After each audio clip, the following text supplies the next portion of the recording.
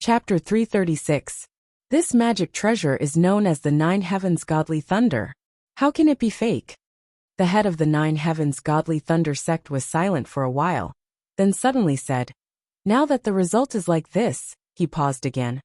"I want to ask you, who is this Li Yunxin, that he can actually resist my Nine Heavens Godly Thunder for 6 whole breaths of time?" The head of the Pill Cauldron sect, a perfected master cultivator, Gui Yuanzi sneered. "You're asking us now? When the 2 sages announced the decree, didn't you say that Li Yunxin is just a true realm demon? What is there to be afraid of? You also said in front of all the cultivators that the people of Langia Cave couldn't do anything to him because they underestimated him. You also said that with the power of our 3 sects working together to activate your magic treasure, the Nine Heavens Godly Thunder, we would definitely be able to kill him in one blow. Do you remember all of that now?" Thus, the head of the Nine Heavens Godly Thunder sect, a perfected master cultivator, Cheng Kongzi frowned again. "Why did you mention those words? The current Daotong Kenzo is in a state of disunity, and the 2 sages don't care much about it. The reason I said that was because I thought that it was rare for such an arrogant demon to appear. Finally, we fellow cultivators can work together. I also saw that they weren't very enthusiastic about this matter, so I said those words to fit the situation. Why are you so angry now? They only talked for a few breaths of time. In fact, they were talking as they descended to the ground. In addition to the head of the Pill Cauldron sect, and the head of the Nine Heavens Godly Thunder sect, the head of the Ling Su Sword sect, Ming Jinzi, was also in the True Realm. However, these 3 high cultivators could travel 1,000 miles in a breath, but the disciples standing on their magic treasures couldn't. Thus, they could only slowly descend. At least they didn't cause non-combat casualties. Seeing that on the half-melted June Mountain, the figure of Lu Laodao, who was lying on the only intact piece of land, could be clearly seen, Ming Jinzi of the Ling Xiao Sword sect sighed. "Forget it. You 2 don't argue. Li Yunxin was a fiendish demon. He must have used the palace to escape. We also know that the back door of his summer palace is around Dongting. Now we send out the useful disciples, and we will stay in Mount June. No matter how powerful he is, he will be seriously injured if his body is able to withstand the divine lightning of the 9th heaven. Once we discover his whereabouts, the 3 of us can kill him together. Do you think he can escape?" "It's best if you can't escape." The head of the Shangqing Danding sect snorts coldly. "Our 3 sects are the closest to Dongting, so we have the upper hand. If we let him run far away while wounded, right now, all the schools and sects in the world want to kill him. If someone else takes the prize, we won't be able to get the magical treasures from the 2 saints." With that said, the 3 true state sect masters each ordered their disciples who had reached the transcendent state and could fly in the air to search for Li Yunxin's whereabouts. As for the 3 of them, they left the magic treasures and their disciples in the air and landed on the stone pillars in the lava sea of Mount June. As far as they know, the person on the stone pillar is the most valued evil cultivator of Li Yunxin. Now that Li Yunxin left him and escaped, it can be seen that he is really seriously injured. This person must know many secrets of Li Yunxin. The 3 heads don't want their disciples to know those secrets. When it lands on the ground, it immediately feels amazing heat. Now this stone pillar is several meters high out of the lava, but the ground still begins to be scorched black. Some scattered objects on it, such as wood chips, dead branches, and pieces of cloth, all begin to emit smoke slowly, as if they will burn in the next moment. There are also some other things. Ming Jinzi glances at the ground and immediately sees the broken bamboo fracture fan. The bamboo ribs of the fan are also smoking and slowly become scorched black. However, the painting on the surface of the fan is undamaged. It is obvious that it is a treasure. Thereupon, the head of the Ling Su Sword sect stretched out his finger, and the fan flew into his hand. He frowns slightly and caresses the surface of the fan for a while. Then he raises his head and looks at the other 2. This extraordinary object must be Li Yunxin's temporary imperial residence. He really did use the temporary imperial residence to escape. Then, with a flip of his hand, he puts the fan into his sleeve. The other 2 are knowledgeable. How can they not know that the fan is also a treasure? Just as they are about to speak, they hear Lu Laodao groan softly on the ground, as if he is about to wake up. If an ordinary person were to lie on the ground for a while, their skin and flesh would have been scorched. However, Lu Laodao is an emptiness realm Taoist priest, and his body is much stronger than that of an ordinary person. Therefore, although he was seriously injured and on the verge of death, he still regains some consciousness. He groans again and slowly opens his eyes. The dark clouds that covered the sky and the sun have dispersed. The dazzling white light and the loud rumbling sound have also disappeared. Lao Dao's blurry vision first sees the dazzling sky and the three figures above. Three cultivators wearing tall hats and wide belts are standing next to him, looking down at him from above. When his vision becomes a little clearer, he sees the expressions of the three people. They are expressionless. They look at him as if they are looking at an ant. Then he sees one of the cultivators move his lips, as if he is saying something, but his eardrums were shattered by the last loud sound, and he is now deaf. Thereupon, Lu Laodao clenches his teeth and props himself up to sit up, panting for a while. This action seems to surprise the three cultivators. Such a small evil cultivator, who is already at the end of the road. Under the pressure of the three of them, he is actually able to sit and breathe, as if there is no one else around him? Does he not know that he is already at death's door? But this is not the most surprising thing. After this, Lao Dao breathes heavily and coughs out a few mouthfuls of black blood. He slowly regains some strength and unexpectedly opens his mouth. His voice is hoarse, as if his throat is blocked by filthy blood or pieces of internal organs, and he can only squeeze out a hissing sound like a leaking bag. Save me. The three sect leaders look at each other, thinking that this person has reached the end of the road and has gone crazy. But then they see that Lao Dao then rolls his eyes. Sooner or later, save me and ask, why waste time? The sect leader of the High Heaven Sword sect, Ming Zhenzi, is silent for a while, then suddenly smiles and points at Lao Dao on the ground, saying to the other two sect leaders, "This person is interesting." But the other two obviously do not have the same leisure mood as him.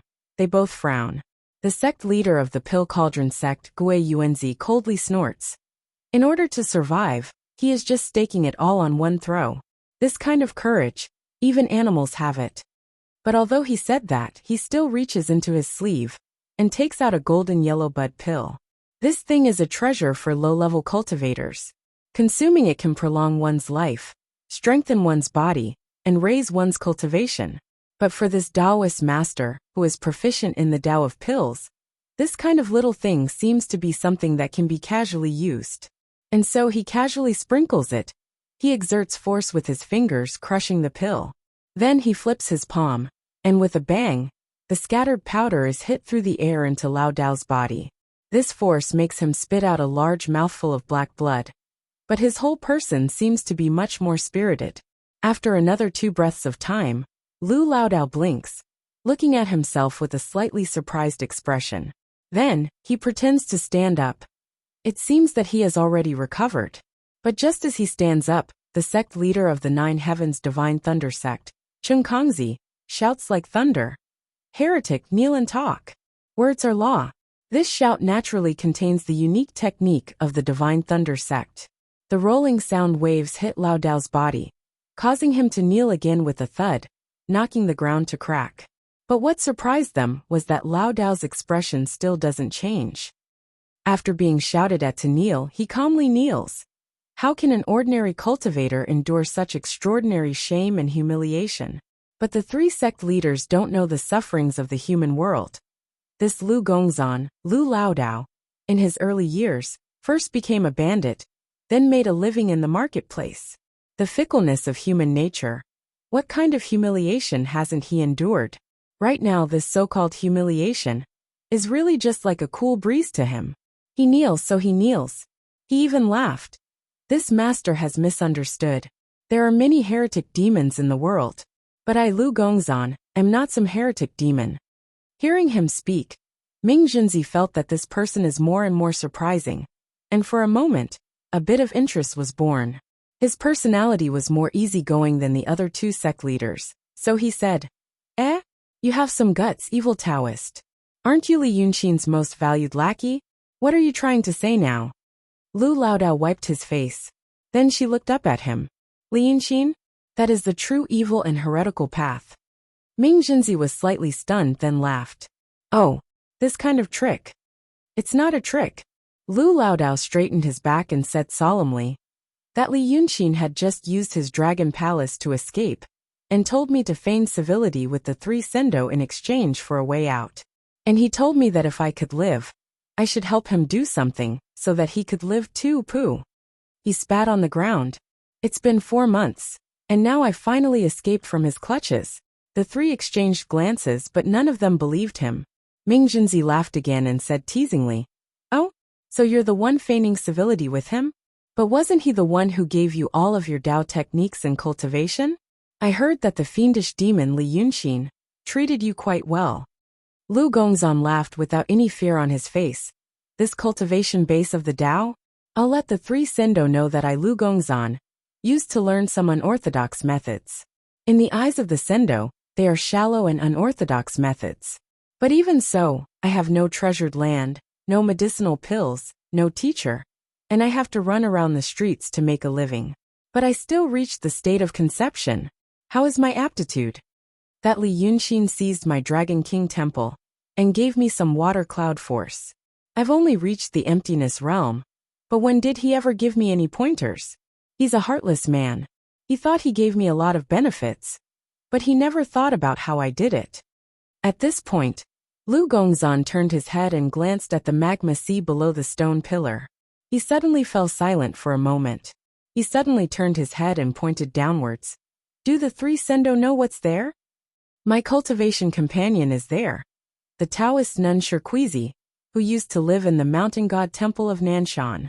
At this point, Lao Dao's eyes turned red and he gritted his teeth.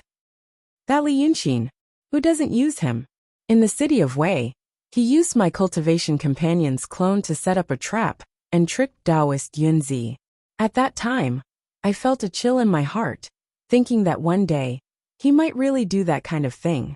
Sure enough, when the city of Wei was breached, my cultivation companion was seriously injured and fell into a coma. She was about to die. He. At this point Lao Dao choked with sobs. He used to draw a body for a lonely soul. He had the ability to make that soul possess a body. At the very least, he could put the soul into his dragon palace. At least his soul wouldn't be taken away and scattered. But he only told me that his previous method of drawing a body was not good. He wanted to solve this problem after he figured out a better method. Lao Dao, I'm not knowledgeable, but I'm not stupid. How could I not know that he doesn't trust anyone? Lu Laodao took a deep breath and narrowed his eyes. He doesn't trust me either. I know many secrets of his. So he used my cultivation companion to threaten me. He knows that as long as she doesn't come back to life, I have to be loyal to him. Hey, how about now? Her body is gone, and her soul is scattered. If it weren't for him, Shirquizi would still be meditating in the Taoist temple. If it weren't for him, Lao Dao, I would still be safe and sound in the city of Wei. How many of my friends and acquaintances are there? Because he first attracted the demons, and then attracted the murderous Taoists. They are all destroyed. At this point, Ming Jinzi no longer smiled but slightly frowned. None of these things seemed to be fake. The 3 of them all knew a lot about Li Yunxin. Their information came from the 2 sages, and the information from the 2 sages. The 2 sages were omnipotent, so it was not strange that they knew these inside stories. Gui Yuanzi sneered and said, he said these things just for. However, the words of the headmaster were interrupted by Lao Dao.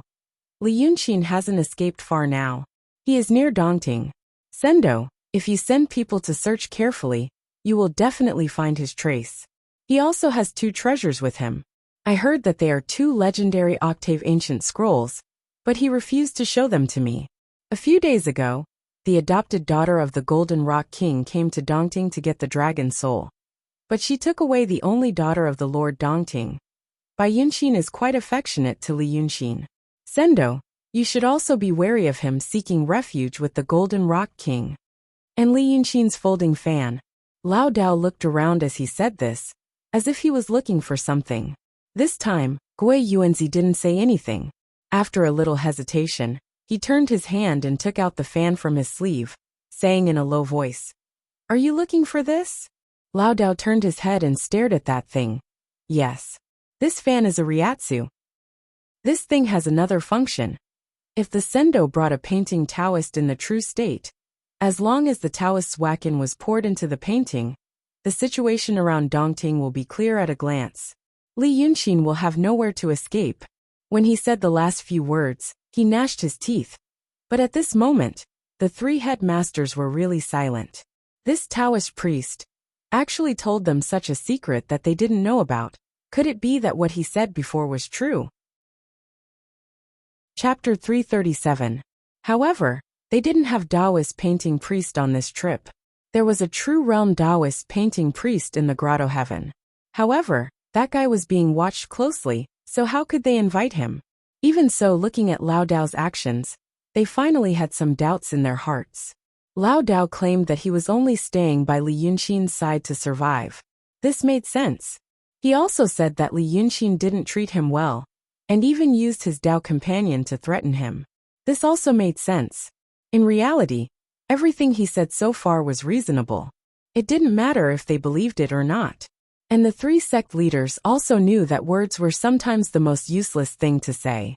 For example, Lu Lao Dao had said a lot at this moment.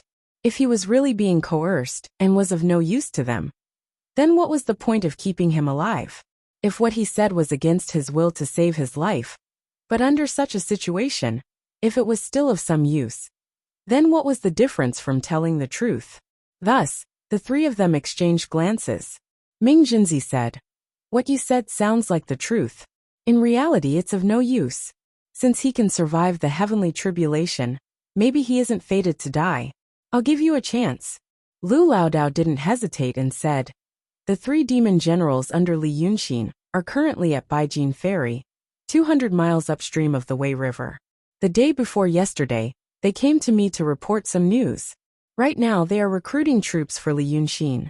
If the three Sendo send people to Baijin Ferry, they will definitely be captured in one fell swoop." Ming Jinzi was slightly stunned and then smiled. "No wonder that demon Li Yunxin thinks highly of you. Now that I look at you, I know that you are a clever person. Talking to you is effortless." "Oh, 200 miles? Lu Lao Dao nodded. Ming Jinzi looked at Gui Yuanzi and Cheng Kongzi.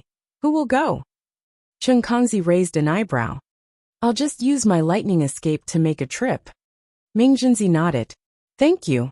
Before his voice could fade away, Cheng Kongzi's figure suddenly turned into a thin purple lightning and shot straight into the sky.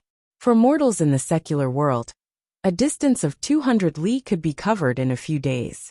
However, to Cheng Kongzi, it only took him a few breaths' time to transform into purple lightning and escape. Whether Lu Lao Dao was telling the truth or not, they would know in a quarter of an hour. At that time he could decide his life and death. But it was not even a quarter of an hour. 2 breaths after Cheng Kongzi fled, a loud sound suddenly came from the west. A brilliant firework rose high into the sky and exploded. That was the warning signal from the High Clear Pill Cauldron sect's disciple. Ming Jinzi and Gui Yuanzi suddenly turned their heads and stared at Lu Lao Dao. Cheng Kongzi just fled to catch the demon general in his mouth, and Li Yunxin appeared here. This old thing was luring the tiger away from the mountain. The oppressive eyes of the two masters in the state of truth made Lu Gongzhan's figure shrink, as if it was difficult for him to even breathe. However, he still showed no fear on his face. He just turned his head and looked to the west. In the west was the vast Dongting swamp. The light of the water reached the sky and stretched as far as the eye could see. Right now, these three people could see that on the surface of the lake in the west, a body as thick as a middle finger flashed on the surface of the water and quickly dived into the water. However, the surging waves surged in all directions. The disciple on the surface of the lake, who gave the warning, was like a speck of dust, almost swept into the water by the monstrous waves. Such a long distance, the body was still as thick as a finger. It could be seen how huge that thing was. If it wasn't the real body of Li Yunxin, what else could it be? However, after a glance, Lu Lao Dao shouted, "Two Sendoes, don't be fooled. That is not the real body of Li Yunxin, or some huge water monster in the lake. How could they listen to his nonsense? Ming Jinzi and Gui Yuanzi snorted coldly. They rose to the sky and went straight to the place of the warning. The two of them flew close to the surface of the lake. The surging airwaves blasted a long trail on the surface of the water, as if there were two fast big fish under the water. Ming Jinzi pinched his fingers and patted the back of his head. Immediately, a green flying sword was spat out from his mouth. This flying sword grew with the wind, emitting a brilliant light that couldn't be looked at directly. It was like a small sun appeared on the surface of the lake out of nowhere. It made the sky dim. As soon as Ming Jinzi released his flying sword, Gui Yuanzi beside him raised his hand and shot a soybean-sized black pellet at the place where the dragon just appeared. Then, they saw a strange scene on the lake. It was a soybean-sized pellet, but even the splashing water was much bigger than it. But once it entered the water, the originally dark green surface of the lake suddenly turned pitch black. It was not just a small piece, but a vast expanse of black that was beyond their sight. It was like a god pouring dye directly into Dongting from the sky. He even ignored the process of diffusion. As soon as the lake turned black, it immediately boiled. This boiling was not because of anything else, but because hundreds of millions of fish and shrimps in the lake died in an instant and rushed to the surface of the water at the same time. One breath ago, the lake was still green, but then it turned black in an instant.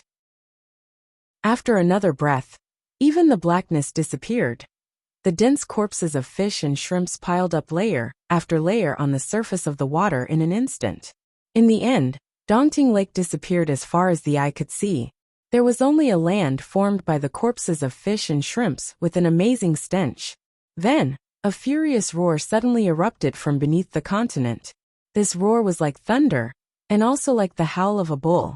Was it not a dragon roar? The corpses of fish and shrimps where the roar came from surged. It seemed that there was a giant beast struggling in the water in pain. Ming Jinzi looked away and shouted, "Go!" Boom, boom, boom, boom. A series of huge cone-shaped clouds exploded in front of them. The dazzling flying sword shot into the water like a bright electric light. Hundreds of millions of tons of poisonous water and rotten corpses were blasted into the sky by the power of this sword. A flower of death that could be recognized by the naked eye from hundreds of miles away bloomed in Dongting Lake. Just this blow, Dongting, which was hundreds of meters deep, was blasted to the bottom. A huge pit was blasted in the lake for a short time, and the lake water on the four walls didn't even have time to pour down to fill it. So at the bottom of the pit, a huge dragon body was nailed into the mud by Ming Jinzi's flying sword. Its head was directly penetrated, and most of it was gone. It was a head as big as a big house with one eye. Its body was still twitching, which was a dying struggle. Every time it twitched, thousands of tons of mud were swept into the sky. It was killed by Ming Jinzi with a sword. But the question was it so easy? The black water and corpses roared and filled the pit again. It took more than 10 breaths. The surging airwaves and water vapor spread dozens of miles away with a loud noise. Those disciples with weaker cultivation, who gathered here didn't dare to get close at all. Once one was sucked into it, they would immediately perish, and their souls would be destroyed. However, Ming Jinzi and Gui Yuanzi stopped in the boundless black fog, and looked at each other. Because they both saw that there were no scales on the dead body. It was actually something similar to a dragon's body, but actually had spots.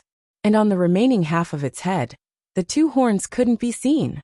But the most important point about the description of Li Yunxin's real body was that it had 2 red horns on its head and a silver-white mane. The 2 perfected immortals were stunned for a moment and realized that before they attacked, Lao Dao said that was not Li Yunxin's real body, was actually true. And only then did Ming Jinzi feel a little lucky. He just wanted to crush Lao Dao to death with one finger. But thinking that there might be some unknown secrets on his body, he hesitated for a moment. Now it seemed that it was a wise move. Gui Yuanzi sighed slightly and waved his hand. So the black fog and black water that filled the sky instantly faded, and a black pill condensed in his hand again. Just like when it spread out, there was no process. I don't know where this water monster came from, Gui Yuanzi put the pill in his palm and said, "We can only look at the disciples who are searching around nearby." Halfway through his sentence, he suddenly paused and furrowed his eyebrows. They had originally left the magic treasure that carried the disciples who couldn't fly in the sky above the stone pillar. And at this moment, the ones who rushed to Dongting Lake with them were the disciples with higher cultivation levels. These magic treasures were all treasures that they had refined with their natal fire, so they had a natural connection with their masters. Although they were dozens of miles away, they could still control them, as if they were their own arms. And their thoughts were not slow at all. But at this moment, the two suddenly felt that the magic treasure was actually under a strong and fierce attack. Li Yunxin. The two masters shouted this name at the same time. Without any hesitation, they turned around and rushed toward Mount June again. But the power of Ming Jinzi's overbearing attack was really too great. The surging water mist covered the square garden for several miles. When the two finally broke through the thick fog and arrived high in the sky, they found that there were dozens of disciples who had flown in from all directions, but not a single one of them was left. Some of the magic treasures that flew in the sky were given to these disciples by them. The disciples' cultivation levels weren't high enough, so they hadn't completely refined it. Therefore, once the user died, the magic treasure would wander around for a while like a loyal dog that had lost its master. Since the High Heaven Sword sect cultivated the sword Dao, most of the magic treasures they used were flying swords. Before this trip, Ming Jinzi specially gave 5 of his outstanding disciples 5 water-repelling light-splitting swords. At this moment, he took a closer look. The 5 flying swords were still leisurely spinning in the air. And on each flying sword half of their bodies were standing straight. When they saw it, they spat out blood and fell down from the clouds. This meant that these disciples had actually been killed by Li Yunxin in an instant, 2 breaths ago, right next to the 2 sect masters. Her methods were swift and vicious, and she didn't even stop. She didn't even put away her magic treasures. Li Yunxin. Ming Jinzi shouted again. But the last time he shouted this name, it was because he was shocked. But this time he shouted this name, it was because he was shocked and angry. The disciples who cultivated to the state of the transcendent were not cabbages in the vegetable garden. Now that the sect's disciples who were at the state of the transcendent were almost all killed in a single encounter, how could he not be shocked and angry? There was nothing more to say.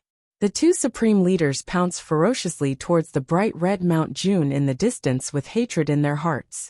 They broke through the air as they made the magic gesture to retrieve their magic weapons. The disciples in the place of the outer fringe were all dead. If those disciples who were left on Mount June were to die as well, then they would truly be alone.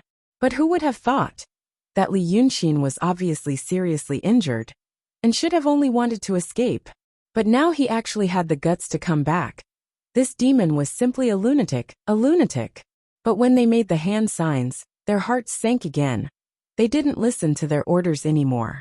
This meant that their magic treasures were seriously injured. The flow of spiritual energy was not very smooth. But that Li Yunxin clearly just arrived at Mount June. What did he use to destroy these 2 treasures? At this time, the 2 were already close to Mount June. They could see the appearance of the bright red mountain peak clearly. Sure enough, there was a powerful fiend celestial shrouded in faint golden mist fighting with dozens of disciples who were controlling magic treasures to dodge left and right. And this demon god had a pair of blood-red antlers on his head that rose to the sky. Snow-white mane on his neck stood up, and his body was covered with pale green scales. Who else could it be but that Wei River Dragon King Li Yunxin? With just a glance, the disciples on the magic treasures fell down one after another like dumplings. Once they fell into the sea of lava, they didn't even leave a wisp of smoke, immediately disappearing without a trace. Looking at that Li Yunxin again, he held a golden treasure in his hand, which looked like a small sword, but also like a dagger. He used the demon energy on his body to force out an ordinary aura. Without the slightest bit of reason or technique, he just blindly slashed at the 2 magic treasures, one sword and the other magic treasures. The moment the black light that the disciples barely managed to activate came into contact with the sword aura he forced out, it was immediately smashed. Then, it fiercely hit the three magic treasures, causing another wave of heart-wrenching buzzing sound. Ming Jinzi was so anxious that his eyes turned red. He shouted from afar, "Evil creature, don't run, eat my sword." He spat out his dazzling flying sword. But just as this sword was about 10 feet away from his body, Ming Jinzi hastily stopped its momentum. This flying sword was called Cave Knight. It was extremely powerful, and its sword nature was fierce and unyielding. If he used this attack again, not to mention whether or not he could kill Li Yunxin, those disciples definitely wouldn't be able to live. Thus he hesitated for a moment. It was also at this moment that he saw from afar that Li Yunxin took advantage of the moment when the three magic treasures were temporarily forced away to throw something down. And then he shouted, "Come up!" This shout didn't seem to be directed at them, nor at the disciples on the three magic treasures. It should be directed at Lu Laodao on the stone pillar. So this demon had killed his way back just to save that Taoist. But the strange thing was that Laodao actually just stood on the stone pillar, raised his head and shouted a few curses, but didn't follow him. Li Yunxin seemed to be stunned. His body actually stopped in midair. Those low-level disciples took advantage of this opportunity and once again rode on their magic treasures, charging forward without fear of death. Three beams of black light converged, and in one breath, he was sent flying more than 10 feet away. At this moment, the two sect leaders finally arrived. Ming Jinzi and Gui Yuanzi raised their hands, and each threw out dozens of small swords and pills, which went straight towards Li Yunxin. This way River Dragon King finally came back to his senses. He turned his head back and fiercely glared at Ming Jinzi and Gui Yuanzi from a distance of several tens of feet. He stretched out his hand and pointed at them from afar, and the corners of his eyes seemed to be about to split open. "This debt none of you can escape." After he finished speaking, a gust of sinister and terrifying demon wind suddenly rose in midair, carrying with it thick dark clouds, whimpering and sweeping across a large area. In this wind and clouds, Li Yunxin revealed his dragon body that was 100 feet long. Thunder and lightning crackled. The violent demonic power overflowed in all directions, and the small swords and pills that were attacking were swept away in all directions with crackling sounds. With another violent long cry and a wave of his tail, the remaining dozens of disciples on the three magic treasures were all swept into the magma by him. Then, this Qi-Wen no longer looked at Lu Laodao on the stone pillar, whistling straight towards the east. Everything happened in 3 breaths. When Ming Jinzi and Gui Yuanzi finally arrived above the stone pillar and took back their respective magic treasures, their sect's disciples, including the disciples under the sect leader of the Nine Heavens Divine Thunder sect, Cheng Kongzi, were all killed. "Li Yunxin, I will definitely cut you into 1,000 pieces." Ming Jinzi roared towards the sky.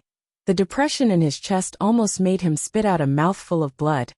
Originally, it was the 3 sects that joined forces to attack this demon and heavily injured him. But now, not only did he escape, but he also killed all the disciples under him. Since the establishment of their sect for thousands of years, when had they ever suffered such a tragic loss? But they couldn't catch up. Qi-Wen was originally a dragon. He could fly on the clouds and the mist. Flying in the air was almost an innate ability of dragons, not to mention activating demon power, with 1,000 feet long dragon body. Hatefully, that cunning Li Yunxin came back, to save Lao Dao, and also to destroy their magic treasures. Without these 2 magic treasures, how could they chase after Long Sun? Cheng Kongzi even went to Baijin Du. But even if he came back, did he dare to chase alone? If he had the confidence to kill this demon alone, why did he gather the power of the 3 sects to attack him with divine thunder, instead of rushing straight into the school of the Emperor Star to capture him? Ming Jinzi was filled with hatred, and Gui Yuanzi was filled with even more hatred. The encounter just now was the first time they saw what Li Yunxin looked like, but the crazy and violent aura of the demon had already been deeply imprinted in their hearts. They knew that this was indeed not an ordinary big demon, who occupied land and ruled as a king. Since he couldn't catch up and didn't dare to, he looked down at Lu Laodao. With nowhere to vent his anger, he suddenly stretched out his hand and pulled Lao Dao up out of thin air. With a little strength in his palm, He pinched him until his face turned purple, and he could only spit out air like a fish out of water. What did that demon say to you just now? What did you say to him? Is this your evil plan? Chapter 338. Lao Dao's neck is in his palm. How can he speak? He reaches out to break Gui Yuanzi's fingers, but he can't move them. Seeing him struggling for a while, his face has turned purple, and his movements are getting weaker and weaker. Ming Jinzi, who is looking at him coldly, says, "Let him go first. Listen to what he has to say." Gui Yuanzi grits his teeth.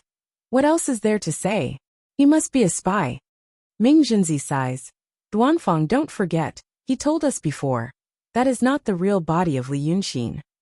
Gui Yuanzi is slightly stunned, and turns to look at Ming Jinzi in surprise. He calls himself Duanfang. Duanfang is his courtesy name. In fact, the headmasters of Lingshu Sword School and Danding School of Shangqing are rare best friends. In Daotong and Kenzo, they call each other by their courtesy names in private to show their closeness. Now Ming Jinzi calls him like this. Gui Yuanzi can only frown slightly. Do you really believe him? Listen to him. Ming Jinzi waves his hand. Lu Lao Dao gets rid of Gui Yuanzi's palm and is taken to the front of the headmaster of Lingshu Kenzo. I did say. Lao Dao gasps a few times as if he is suffocating and squeezes out this sentence. He seems to be not used to standing in the nothingness. He is in a flurry and looks a little embarrassed. However, there is no fear on his face. Instead, he is a little proud and satisfied. After saying this, he reaches out and points to the lake. In the past, the dragon soul stayed in Dongting. Every year, it would give birth to 1 or 2 evil flood dragons and water monsters. The previous one was probably a new water monster a few days ago. However, the 2 Sendo are too impatient. Ming Jinzi doesn't speak, but stares at him carefully. After watching for a while, he asks, "Just now, what did Li Yunxin say to you?" "He came back to save me." Lao Dao shook his head with a pleased look on his face. "How could I enter the tiger's den again? If not for the 2 Sendo's timely return, I would have been taken away by him again." That demon's expression at that time. Heh, it was really interesting. Gui Yuanzi snorted coldly. Nonsense. However, Ming Jinzi thought for a moment and nodded slightly. Oh, now Li Yunxin has brutally killed dozens of my disciples and committed another heinous crime. And you are Li Yunxin's former servant. Is there any reason why I shouldn't kill you? The sect master of the Ling Su Sword sect had been furious just a moment ago, but now, he had calmed down a lot. This sudden change was a little strange. Thus, Gui Yuanzi finally realized that Ming Jinzi seemed to really believe that this heretic had something worth paying attention to. But he himself did not think much of it. What good could the heretical ways of the fiendish demons do? However, with this opportunity, Lu Lao Dao finally heaved a sigh of relief. He smiled slightly. I still have that Li Yunxin's unique secret method. I can tell Sendo about it. Ming Jinzi raised his eyebrows. Unique secret method. That Li Yunxin cultivates the path of painting. I cultivate the path of swordsmanship. What do I need his secret method for? Lao Dao didn't panic and shook his head lightly. It's not this method. It's Li Yunxin's heart study. This thing. I can't explain it clearly for a moment. This can be considered a secret method created by Li Yunxin himself. He is arrogant, so he named it heart study after himself. Not only can cultivators cultivate it, demons can cultivate it, and mortals can also cultivate it. It doesn't need any medicinal pills with aptitude. If there must be a difference, it's just that those with good aptitude advance faster, while those with poor aptitude advance slower. But as long as you put your heart into it, you will gain something. Gui Yuanzi sneered disdainfully. Even if it's true, since everyone can cultivate it, what good thing can it be? Lu Gongzan turned his face to look at him. This Sendo is looking at me. Could it be that he still hasn't realized? What use does that heart study have? His bold, direct gaze and question caused the 2 sect masters to be slightly stunned. But they had already looked at Lu Lao Dao for a long time, and had already examined his body. There wasn't anything special about his body, so what was there to be aware about? Seeing them frown slightly, Lu Lao Dao smiled. It's already been an hour. An hour ago, The two Sendo firmly believed that I was that Li Yunxin's lackey. And at that time, I was seriously injured and on the verge of death. Such a heretic with such a low level of cultivation actually lived until now under the eyes of Sendo. And during this time, the two disciples of Sendo were harmed by Li Yunxin, but I was still alive. Didn't the two of you realize that this matter isn't normal? Ming Junzi seriously thought for a while and said, "You should have died long ago." Gui Yuanzi snorted coldly.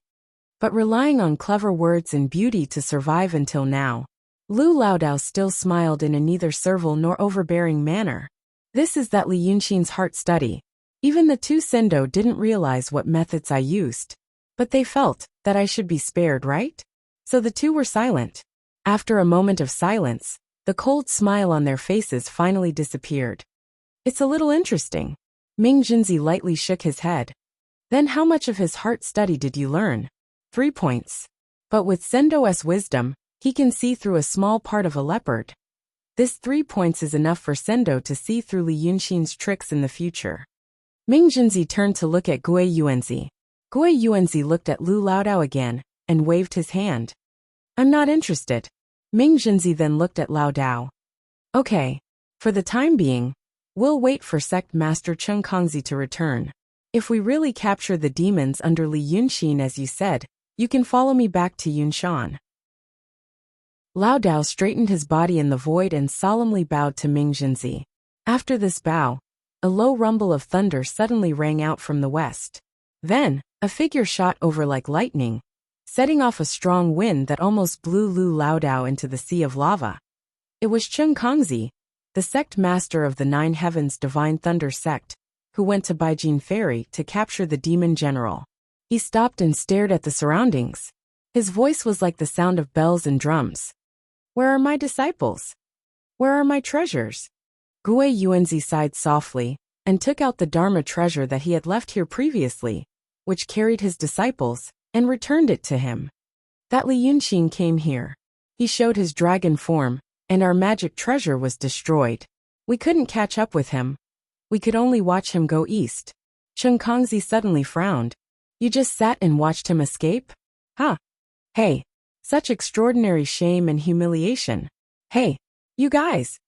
I'll go catch him right now. After he said this, he turned around, and was about to escape again. Gui Yuanzi and Ming Junzi knew that he cultivated thunder magic. Although the thunder escape technique couldn't last long, it could move freely and freely within a radius of 1,000 miles like thunder and lightning, far faster than ordinary cultivators. But if he wanted to chase alone, Ming Junzi immediately stopped him. Senior brother, don't be impulsive. Senior brother, did you forget? That Li Yunxin is a fiendish demon. Fiendish demons have stronger fleshly bodies than us human cultivators. Now he is also a dragon. That is a demon among demons. His strength is even more incomparable. And he cultivates Taoist magic. Although the Taoist magic of painting is not mainstream, it is still the divine heart technique that the two sages approved of. Senior brother, think about the Nine Heavens Divine Thunder again.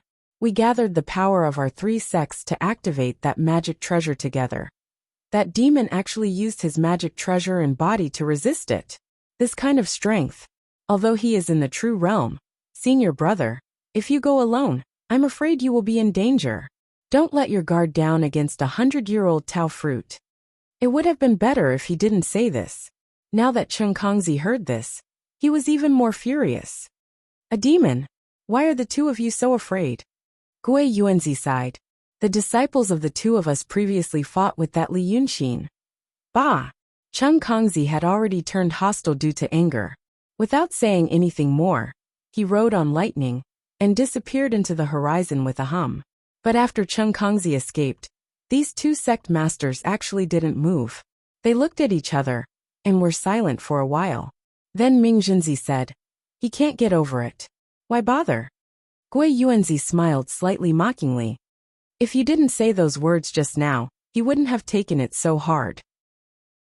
But indeed, why bother? Right now, all the Kenzo sects and grotto heavens of the world want to find that Li Yunxin. If he risked his life to chase after him, even if he risked his life, he could seriously injure Li Yunxin. If Li Yunqin escaped from our three sects' territory, wouldn't it be like making a wedding dress for someone else? The two of them spoke as if there was no one else around. Lu Laodao listened quietly at the side. Hearing this, he suddenly clapped his hands. So that's how it is, so that's how it is. It had been a very, very long time since someone had the guts to interrupt so rudely when two sect masters were talking. But perhaps because his performance today was too strange and gave these two sect masters too many surprises, he actually wasn't casually slapped to death. Instead, Ming Junzi turned to look at him with interest. What do you know? Lao Dao was calm and unruffled in the midst of the chaos. He narrowed his eyes and said slowly, if I were Lao Dao, I'd say that Sendo just used a psychological method.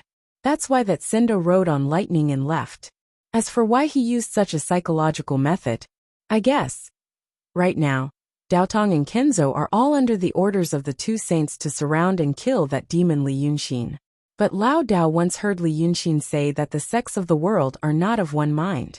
For example, in our Qing kingdom, there is the Lingshu sword sect, the Shangqing Danding sect, and now we know there is also the Jiuxiao divine thunder sect. 36 paradises and 72 sections. The masters can be above the common people, but the disciples can't. They will always need some resources. Since they need resources, they will always need to divide the world's power. I think the area around Qing Kingdom belongs to your three sections. The reason why the three Sendo used all their strength earlier was presumably to kill Li Yunqin in one blow. What they were most afraid of was the current situation, only seriously injuring him, and then letting him escape. If he escapes like this and escapes from your territory, wouldn't that be letting others take advantage of it? Lao Dao thought. The two saints must have promised some treasure for you to be so envious. Ming Junzi looked at Gui Yuanzi and smiled. This Taoist has some good eyes.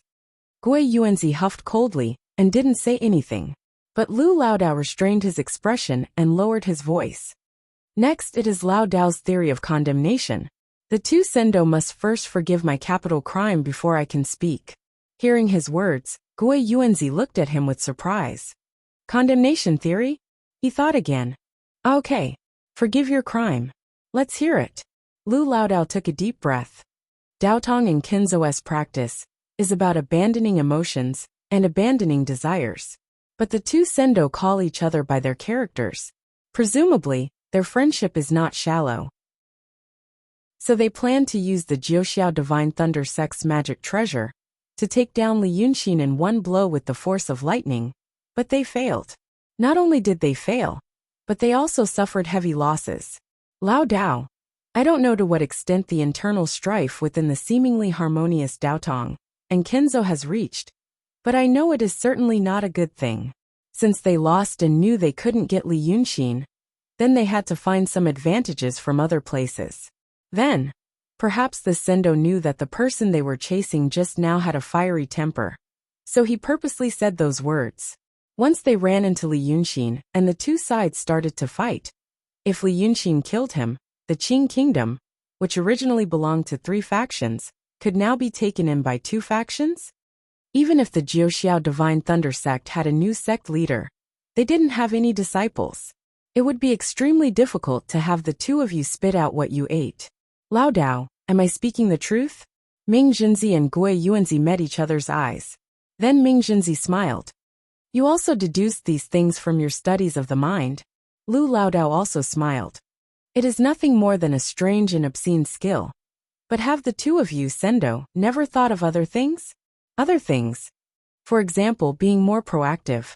Lu Laodao lowered his voice again. There are only 3 left. No one saw it. If that Li Yunqin only heavily injured that sect leader, why don't the two of you take the opportunity? Ming Junzi furrowed his brows abruptly.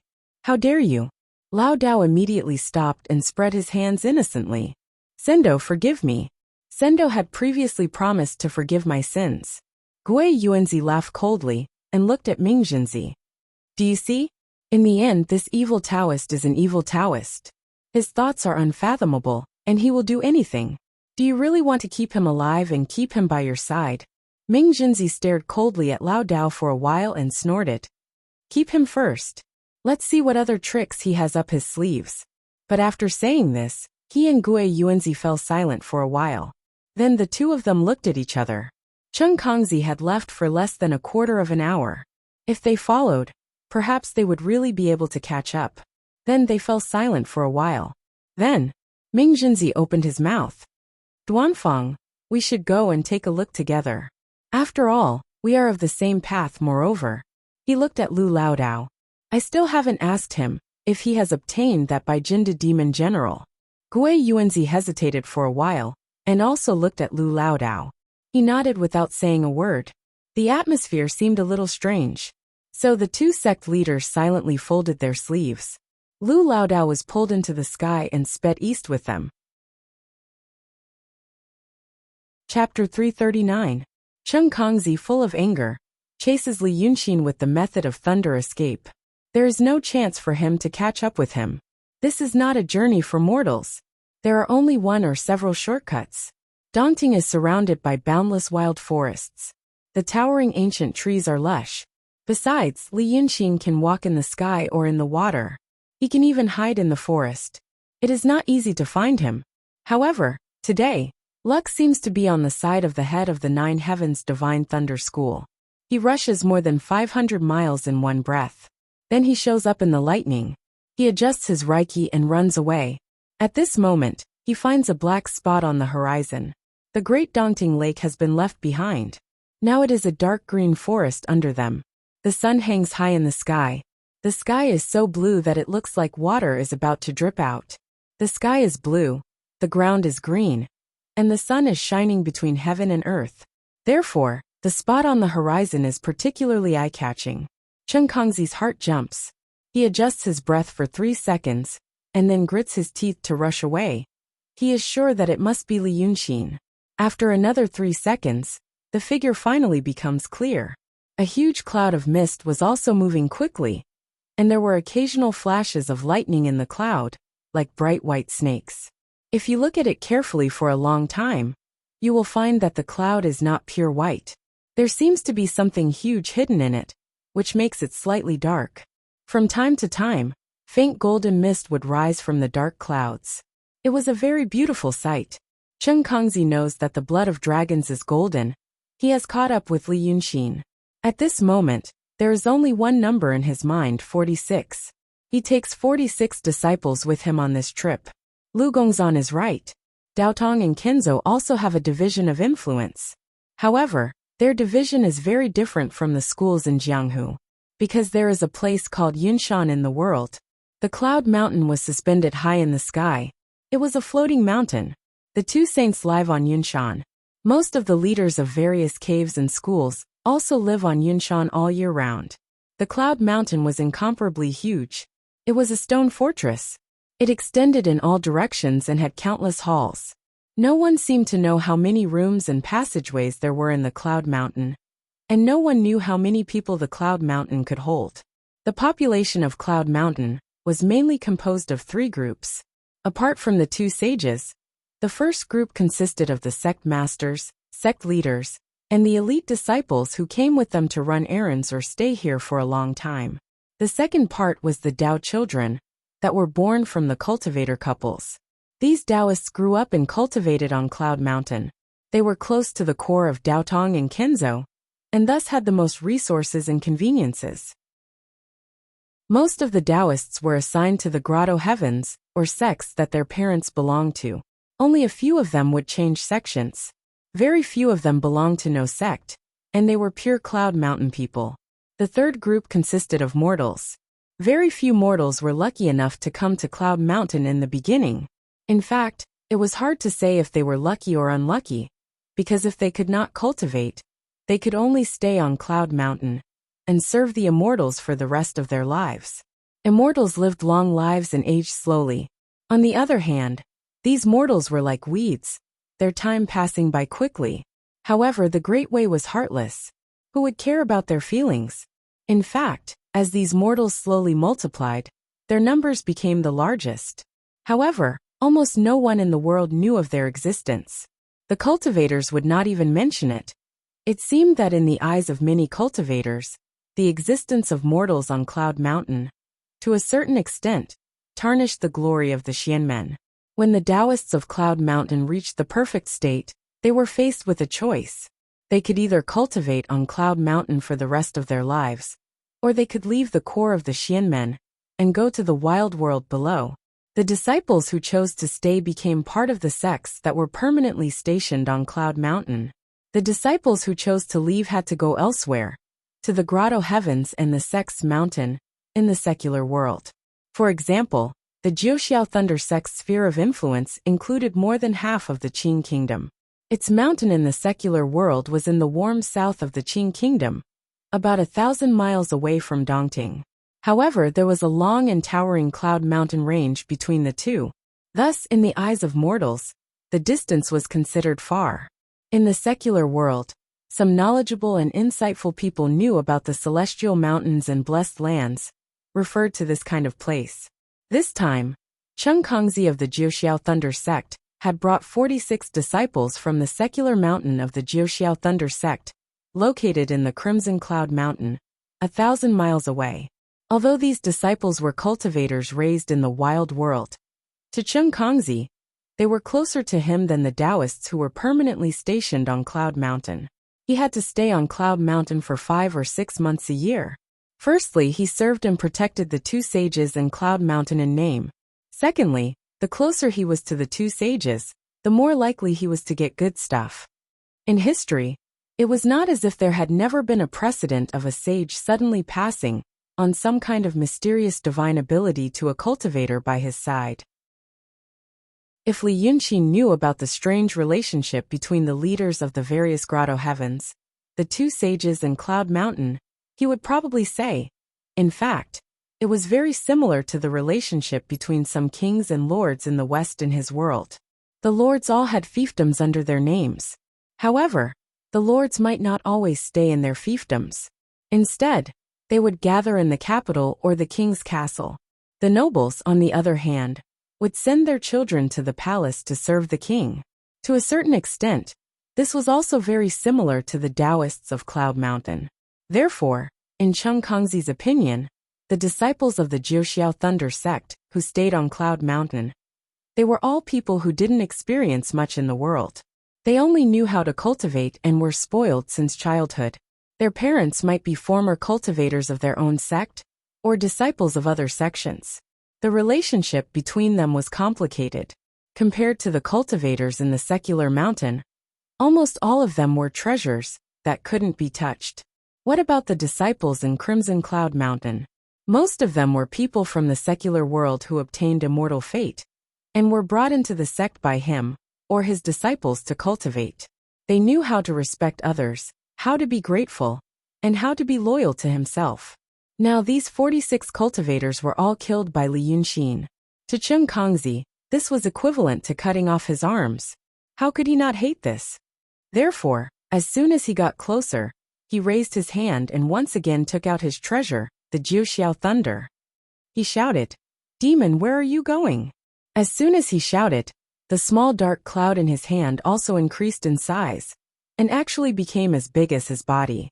In an instant, several electric arcs hissed, and struck straight at the cloud in front where Li Yunqi was hiding. Originally, he was prepared to have another hard fight.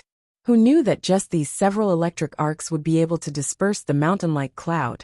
The thick fog suddenly surged, and the entire sky was shrouded by a hazy mist. And the huge figure that was hiding in the cloud disappeared in an instant. Cheng Kongzi knew that Li Yunqi must have transformed into a human or a demon, and was hiding in the fog in an attempt to escape. How could he give his opponent this opportunity? He activated the spiritual power in his palm, and the magic treasure, the Jiuxiao Thunder, increased in size again, turning into a ring-shaped dark cloud that surrounded him. Then, hundreds of purple electric arcs exploded in all directions with a rumble. The air was filled with thick mist, and this mist helped the electric power. The electric arcs instantly weaved into an electric net, and the electric net extended even further. Finally, a muffled grunt was heard. Found him. Cheng Kongzi's brows stood erect. Immediately from his sleeve he sprinkled a sky full of shiny steel beads toward that direction. The steel balls tore a path in the fog like a storm, and then exploded with a rumble. Loud noises reverberated in the air. Even those towering ancient trees hundreds of meters below were destroyed by the blast from the sky, not to mention the clouds in the sky. In an instant, they were completely driven away. Finally, that Li Yunxin was revealed. Chen Kongzi's previous thunderous attack seemed to have succeeded. Or maybe he was injured by the thunderstorm on Mount June. Li Yunxin revealed his god-devil form. However, the dense scales on his body were now broken, and more than half of his body was covered in something that looked like gold foil. This was probably his blood. The blood of dragons was golden, and when it dried up, it looked like gold. These were considered minor injuries, but the serious injury was on his back. From his neck to his waist, there was a huge gap. One could even see the dark spine inside. The blood seemed to have dried up. His pale muscles were like hardened plaster, and occasionally some golden stains would seep out. But his spirit seemed to be fine. Li Yunxin didn't stop, and continued to fly away. And that Chen Kongzi was also chasing after him. So from the looks of these two people, it looked like they had stopped. The heavily injured dragon son glanced at Chen Kongzi from afar, and let out a hoarse but arrogant laugh. Daotong and Kenzo want to deal with me, and they sent trash like you? Chen Kongzi kept his mouth shut. He didn't use talismans earlier, and directly used his divine ability, which had already consumed some spiritual energy. And now he was accumulating energy again, so that he could use the lightning escape technique to intercept that Li Yunxin. He didn't say anything, so Li Yunxin didn't say anything either. With a flip of his palm, he took out a few jade bottles from who knows where. He didn't even have the patience to pull out the cork, and directly used his sharp nails to cut it open. Then he poured the pills inside into his mouth like he was eating candy. The distance between the two wasn't far, so Chen Kongzi could see those jade bottles clearly, and felt that they looked familiar. Thinking again, he understood. Li Yunxin must have stolen them from the Shangqing Danding sect's disciple, after he ambushed the disciples of the three sections. This meant that Li Yunxin looked arrogant, but in reality, he was already an arrow at the end of its flight. First, he was struck by the heavenly thunder, and then he ran for hundreds of miles without stopping. Just now, he was struck by the purple thunder bead. Right now he couldn't move fast anymore, so he had no choice but to eat those things as he ran, hoping to quickly recover some energy, so that he could escape again. Chapter 340. He was overjoyed when he found out about this. He felt the spiritual power in his ocean of qi and mountain of snow surging, so he didn't care about accumulating anymore. He made a sign with his hand, and with a buzz, he turned into a bolt of lightning and shot straight towards Li Yunxin. His escape technique was very similar to the shadow shifting technique. One moment he was here, and the next moment he appeared behind Li Yunxin. But when he ran out of spiritual energy and reappeared, he found that Li Yunxin had also used all her strength to rush forward for a distance. The two of them had returned to the previous situation. However, the dragon son was barely holding on, and it seemed to affect his injuries. The long wound on his back was torn open, and a large amount of golden mist splashed in the air. He started to pour pills into his mouth again. However, things like medicinal pills, the body would eventually get sick of using them too much. The pills he had were also limited. How long could he last? That was what Chen Kongzi thought. So he didn't give up. He just stared at him silently, and used his technique again, determined not to let him go. But Li Yunxin seemed to be angry. He turned his head as he ran, and stared at the sect leader fiercely. I don't have time to deal with you now. You better turn around and go back. When I come back, I'll kill you. If you continue to chase me recklessly, I'll send you to see your celestial being. His words were full of vigor. Unfortunately, as soon as he finished speaking, he spat out a mouthful of golden blood, and coughed a few times. Chen Kongzi was even more delighted. His eyes turned, and he suddenly had a plan. He rolled his sleeves, and suddenly took out a small corpse. The corpse had a sharp mouth and a thin tail. It looked like a house mouse. Chen Kongzi sneered amidst the whistling wind. Li Yunxin, take a look at what this is. After that he raised his hand and threw the thing over. But the two of them were as fast as a shooting star. As soon as the little thing left their hands, it was blown to the back by the strong wind. But the eyesight of a cultivator was different from that of a mortal. Even though they were far away, Li Yunqing could still see it clearly. Then his expression changed, but he gritted his teeth and said, "You want to scare me with this thing?" Cheng Kongzi burst into laughter. "This thing? Hey!" That thing called itself the Green Dragon Emissary, and said that his Taoist name was Shuk. When I caught him, he tried to hurt me, but I killed him with a casual jolt. After saying this, he took out another rabbit corpse and threw it forward. "Look, who is this?" This time, Li Yunqing was prepared and immediately reached out to grab it. But because of this slight pause, the distance between him and Cheng Kongzi narrowed considerably. As soon as he held the cold, stiff corpse in his hand, he knew. Although he had returned to his original form after death, there was still some demonic power left in his body. If it wasn't the demonic power cultivated by his water cloud force, what else could it be? Cheng Kongzi saw Li Yunqing's countenance turn greenish-gray in a split second. He laughed aloud in delight. "Do you understand now? You scoundrel, at this moment, you only know how to run away and panic. Those demon generals under your command were all killed by me. But one escaped. After I catch you, I'll catch that one too and sacrifice it to my 46 disciples." Before he finished speaking, he suddenly heard a thunderous roar exploding in front of him. "You're courting death." This voice was like thunder, really like thunder. The roiling wave of air pressed down with a bang, and it instantly blew Cheng Kongzi to the point his figure froze, and was almost blasted flying back. At that moment he was greatly alarmed. He thought that Li Yunqing was going to take the opportunity to escape again. But he didn't expect. The next moment, the fiendish demon opened its bloody mouth full of sharp fangs, turned around, and charged straight at him. He had already mustered all his strength to chase after it. Who would have thought that Li Yunqing really had the guts to come back? There was a distance of a few hundred feet between the two, but with their speed, the few hundred feet was nothing more than the distance between their hands and feet.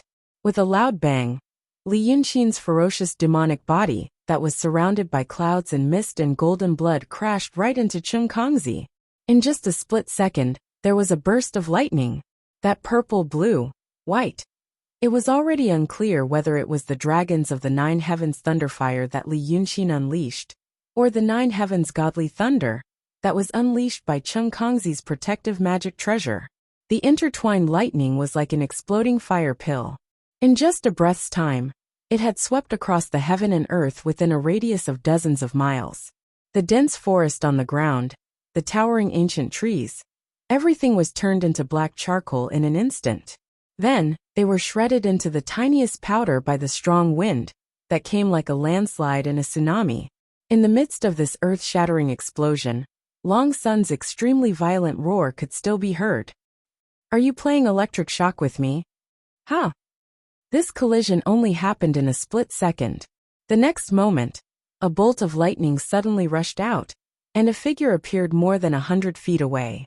But it was not the seriously injured Li Yunqing, but Cheng Kongzi, the headmaster of the Nine Heavens Godly Thunder sect, who was laughing loudly just a moment ago, was now in tattered clothes, covered in blood, and even his left arm was missing.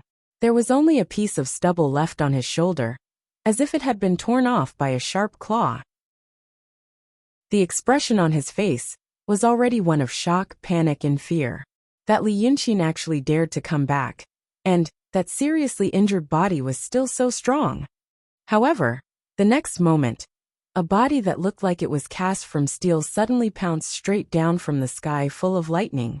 With one blow, it blasted Cheng Kongzi into the already charred forest below. There was another indescribable loud noise. The high-speed fall, and the high temperature caused by the collision, ignited the already charred and torn forest. A huge fireball rose from the ground, and a huge amount of sand and stones were lifted into the sky like a huge wave. The rolling shock wave violently and brutally destroyed the dense forest within a radius of hundreds of miles. A terrible mushroom cloud that was hundreds of meters high soared into the sky. And in the center of this terrible explosion, in the distorted air and then burned out, Li Yunqing's demonic body was pressing Cheng Kongzi into a huge deep pit on the ground. Like a beast, he grabbed one of Cheng Kongzi's arms and brutally tore it off. "Do you like to chase?" His voice was out of tune. It no longer sounded like a human voice, but more like the violent roar of a beast. His face was extremely distorted in the fire, as if he was a terrible demon god that appeared from the 9 levels of hell. However, Chung Kongzi's body was still at the level of a perfected master. Even though his snow mountain and chi ocean were pierced by the sharp angle of Li Yunxin's knee, his consciousness was still not extinguished, and his body was still strong. Therefore, when Li Yunxin tore his arm again, he actually had to slowly tear off the extremely tough muscles, bit by bit, before he could tear it off. Chung Kongzi let out a terrible cry of pain. However, this cry of pain seemed to make the demon god's ferocious nature on his body even stronger. "Why don't you chase me again?" He opened his bloody mouth and let out an even more terrifying howl. Finally, he tore that right arm off as well. Chung Kongzi had already lost his mind from the pain. In the high temperature and fire that quickly burned his face into countless blisters, he opened his mouth and cursed. "You demon, you have to. Aha!" Halfway through his words, it suddenly turned into a series of screams. This was because Li Yunxin suddenly leaned over and used his mouth full of fangs to tear his abdomen open. Before the blood of the perfected master had the time to spurt out, it had already been burnt to nothingness in the extreme heat of the explosion. But his 5 viscera and 6 bowels needed to hold on for a little longer, and so did his consciousness. He experienced the excruciating pain of having his organs torn apart by the demon god's fangs. Why-ya-ya-ya-ya! Chung Kongzi's whole body was trembling from the pain. His words turned into a series of strange cries. But the voice stopped abruptly. Just as he opened his mouth to beg for mercy, Li Yunxin suddenly raised his head and bit off his head. With a puff, he spat it out like a peach pit. Without the screams of the true state Taoist, the whole world seemed to be quiet in an instant. Only the whirring flames and the buzzing sound of the air could be heard. In the soaring flames, Li Yunxin slowly stood up on Chung Kongzi's corpse. That corpse had been completely torn apart by him and turned into a pile of minced meat. And the huge and terrible wound on his back was shrinking at a speed visible to the naked eye in the burning flames. His shoulders slightly collapsed. He looked up at the sky and unconsciously grinned. Minced meat and golden blood flowed down from the corner of his mouth, as if a brutal prehistoric beast had just finished eating and was looking for the next target. At this moment, high up in the sky far away, there were indeed 2 true state Taoists, Ming Zhenzi and Gui Yuanzi. They arrived here 3 breaths ago and witnessed the scene of Li Yunxin tearing Chung Kongzi alive. And now, these 2 perfected spiritual masters stopped in the sky in a daze, looking at the figure of Li Yunxin in the raging flames on the ground. They only felt a terrible chill rising from their tailbones, climbing all the way to the Baihui point on the top of their heads. Although they were separated by a distance of thousands of meters, although Li Yunxin still looked like a small black shop in the center of the huge sea of fire from the sky, but that terrible momentum that was like a landslide and a tsunami still made the 2 of them feel difficult to breathe, as if their bodies were slightly trembling. Just like that, the terrible fierce beast and the 2 human cultivators looked at each other from a distance for 10 breaths of time. Then Li Yunxin suddenly roared with a violent and hoarse voice, "Come chase!" The 2 figures in the sky swayed slightly. After 2 breaths of time, the 2 perfected spiritual masters immediately turned into 2 streams of light, whizzing away. After a full 4 hours, the fire in the sea of fire was extinguished. However, an even fiercer fire had already spread in all directions. The sky was covered by the rolling thick smoke. As far as the eye could see, there was endless light and flames in all directions. Li Yunxin let out a low groan, and his tall demonic body fell to the ground with a bang. Chapter 341. Gui Yuanzi and Ming Zhenzi ran for more than 400 miles before they dared to stop. In fact, the 2 perfected masters had never let their guard down against Li Yunxin. They were the ones who started the thunderbolt attack on Li Yunxin with the combined forces of the 3 sections. But the problem was that they didn't expect him to be so fierce. In the past, Li Yunxin used schemes, but they were just schemes after all. They were afraid of Li Yunxin's schemes and the traps he might set up. So they tried to solve the problem, using the most direct method, pure violence. Only now did they realize one thing. He was a dragon's son in the real state. When it came to violence, his violence was as frightening as his brain. Other people's brains were usually covered by their fierce martial strength, but this guy used his brain to make people ignore his martial strength. The scene before Chung Kongzi died still made these two perfected spiritual masters feel a chill down their spines. In fact, they weren't particularly afraid of death. But Chung Kongzi, a perfected spiritual master, the head of the Nine Heavens Godly Thunder sect, was actually torn apart by the ferocious beast like Li Yunqin with his fangs and claws. His godly demon body was as tall as 2 or 3 times the size of a normal person. Chung Kongzi was like a hare or a lamb under his body. When the two of them bumped into each other, the ninth heaven thunderous fire of the dragon clan pierced through his snow mountain and ocean of chi. Demons were the best at close combat. Chung Kongzi was bewitched and actually chased after him. The two sect masters thought about this carefully, and then thought about how he would die without any honor. Who would be willing to die like that? Demons. Demons are demons after all. Once their ferocious nature was triggered, they couldn't be judged by common sense. They actually used such a reckless fighting method. Hiya. Gui Yuanzi calmed down, turned his head to look to the east, and said in a low voice, "Don't be in the sky. Go down, go down." Ming Jinzi didn't say anything to refute and followed his advice. Below them was also a vast wilderness, the trees blocking out the sky and the sun. In such an environment, the two sect leaders felt safer. They had to meditate for a while, think for a while, and come up with a plan for the next step. After all, that Li Yunqin is so ferocious. Ming Jinzi muttered to himself and sighed in a low voice. Duanfang, we previously said that he would escape from our territory. Now do you think will he escape or still came back for us? He didn't say this out loud, because once he said it, even he himself would feel ashamed of his own cowardice. However, the Lingshu Sword sect and the Shangqing Pill Cauldron sect were on the border of the Qing kingdom. One was on the border between the Qing kingdom and the Yi kingdom. To cultivators and great fiendish demons, it was actually not considered far. He is already heavily injured, right? Gui Yuanzi frowned and thought for a while before he said, I think he went berserk just now and fought with his life on the line. If he really had any energy left, he would have killed his way to the heavens just now. Now that he thought about it again, perhaps he only looked fierce, but was actually extremely weak. I'm thinking, should we go back again? That headmaster Chung Kongzi, before he died, he probably thought the same.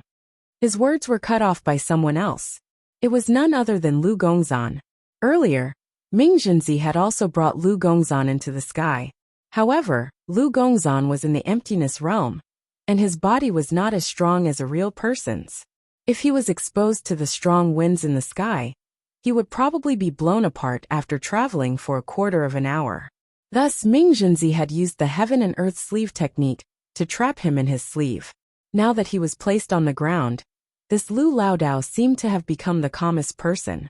Not only did he have the courage to interrupt Gui Yuanzi, but he also had the courage to swagger a few steps away. He found a lying withered tree trunk in the shady green grass and sat down. He breathed as if no one else was around. It seemed that the fact that his old master Li Yunqin had torn Chung Kongzi apart alive made him a lot stronger.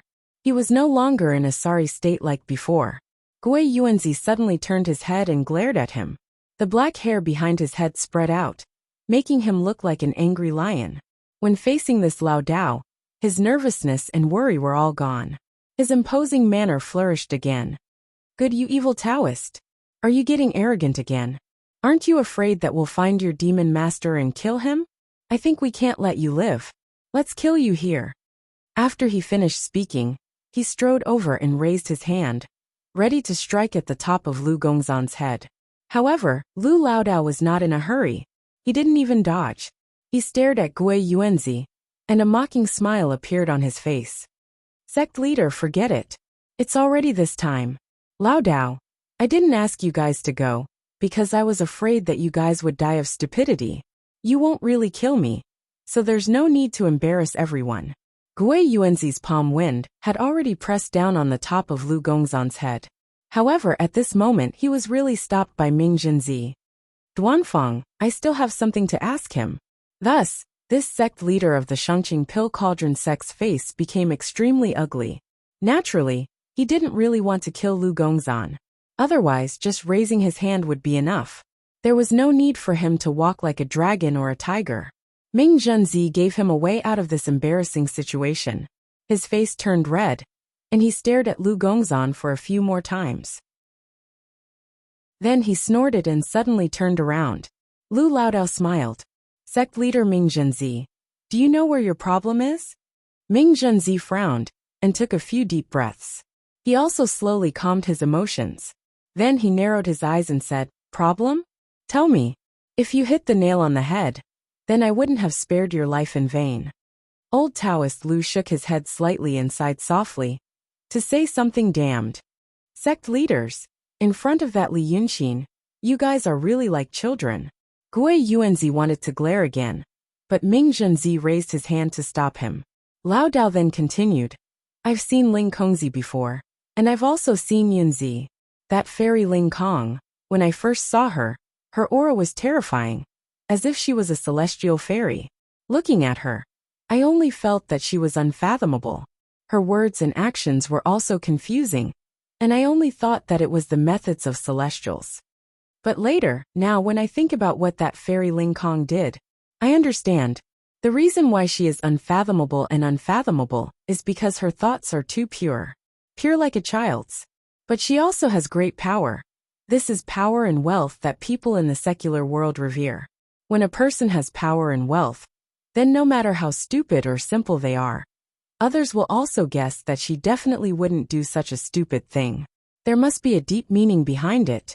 But in reality, if one can see through it, then power is useless. Li Yunxin can see through this point. That's why fairy Ling Kong was played in the palm of his hand, and only understood when she died. Lu Gongzan sighed again and looked left and right.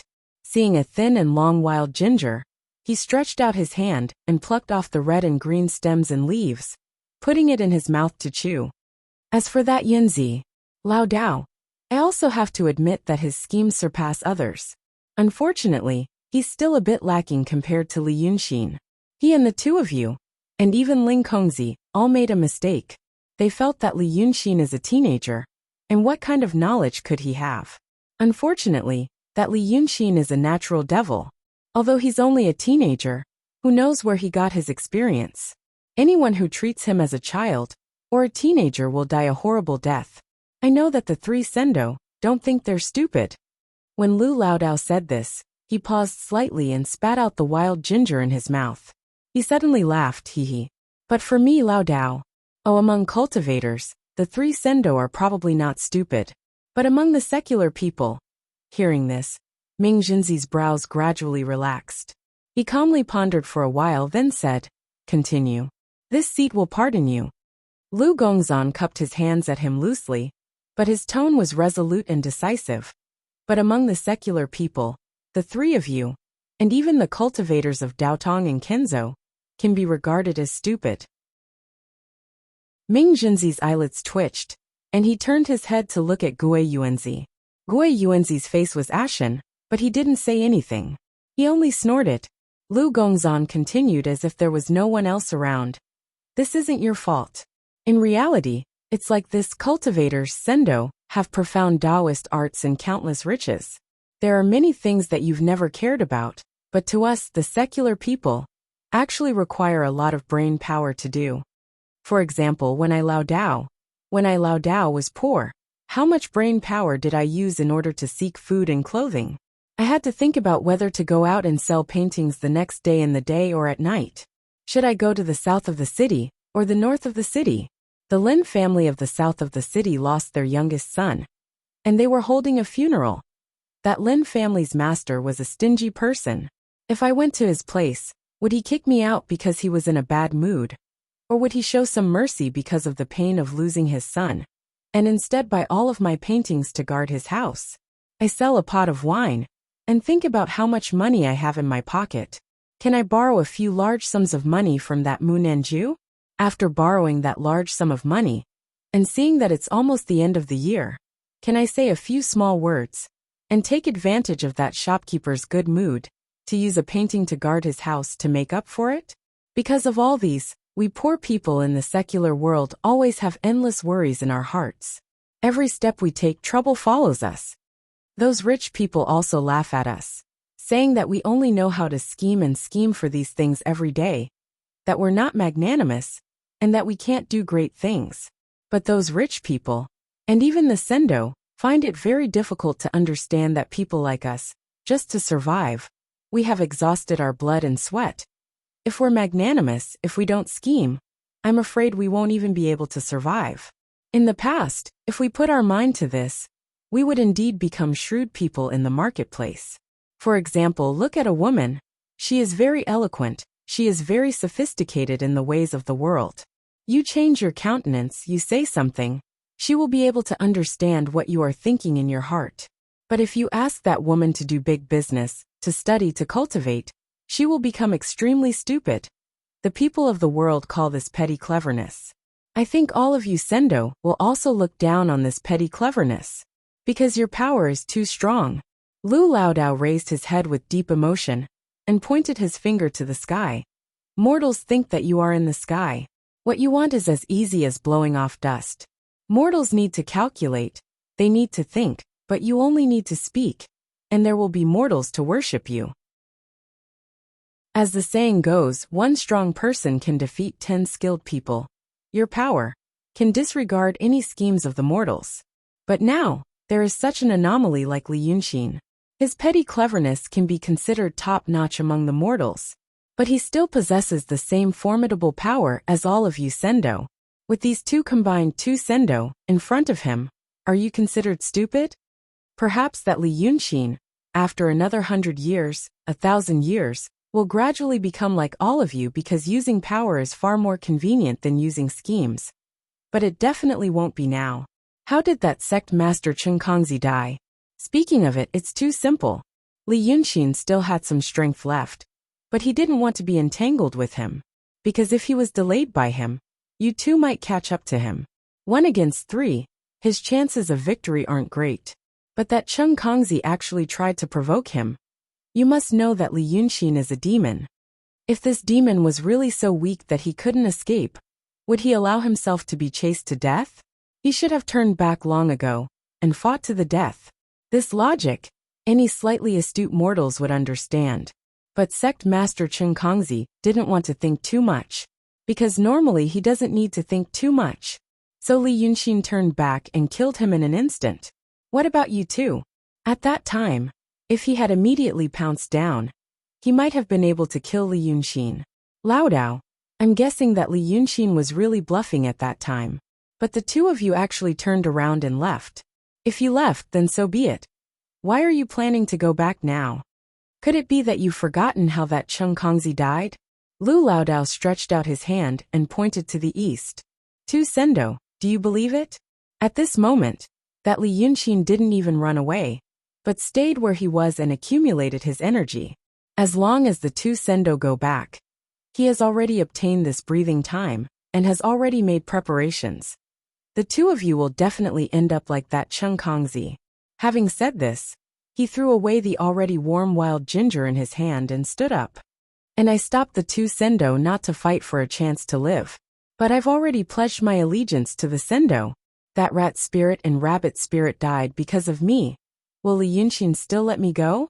Even now, the two Sendo still don't believe me. Aren't you stupid? At this time, Gui Yuanzi and Ming Zhenzi seemed to be really dumbfounded.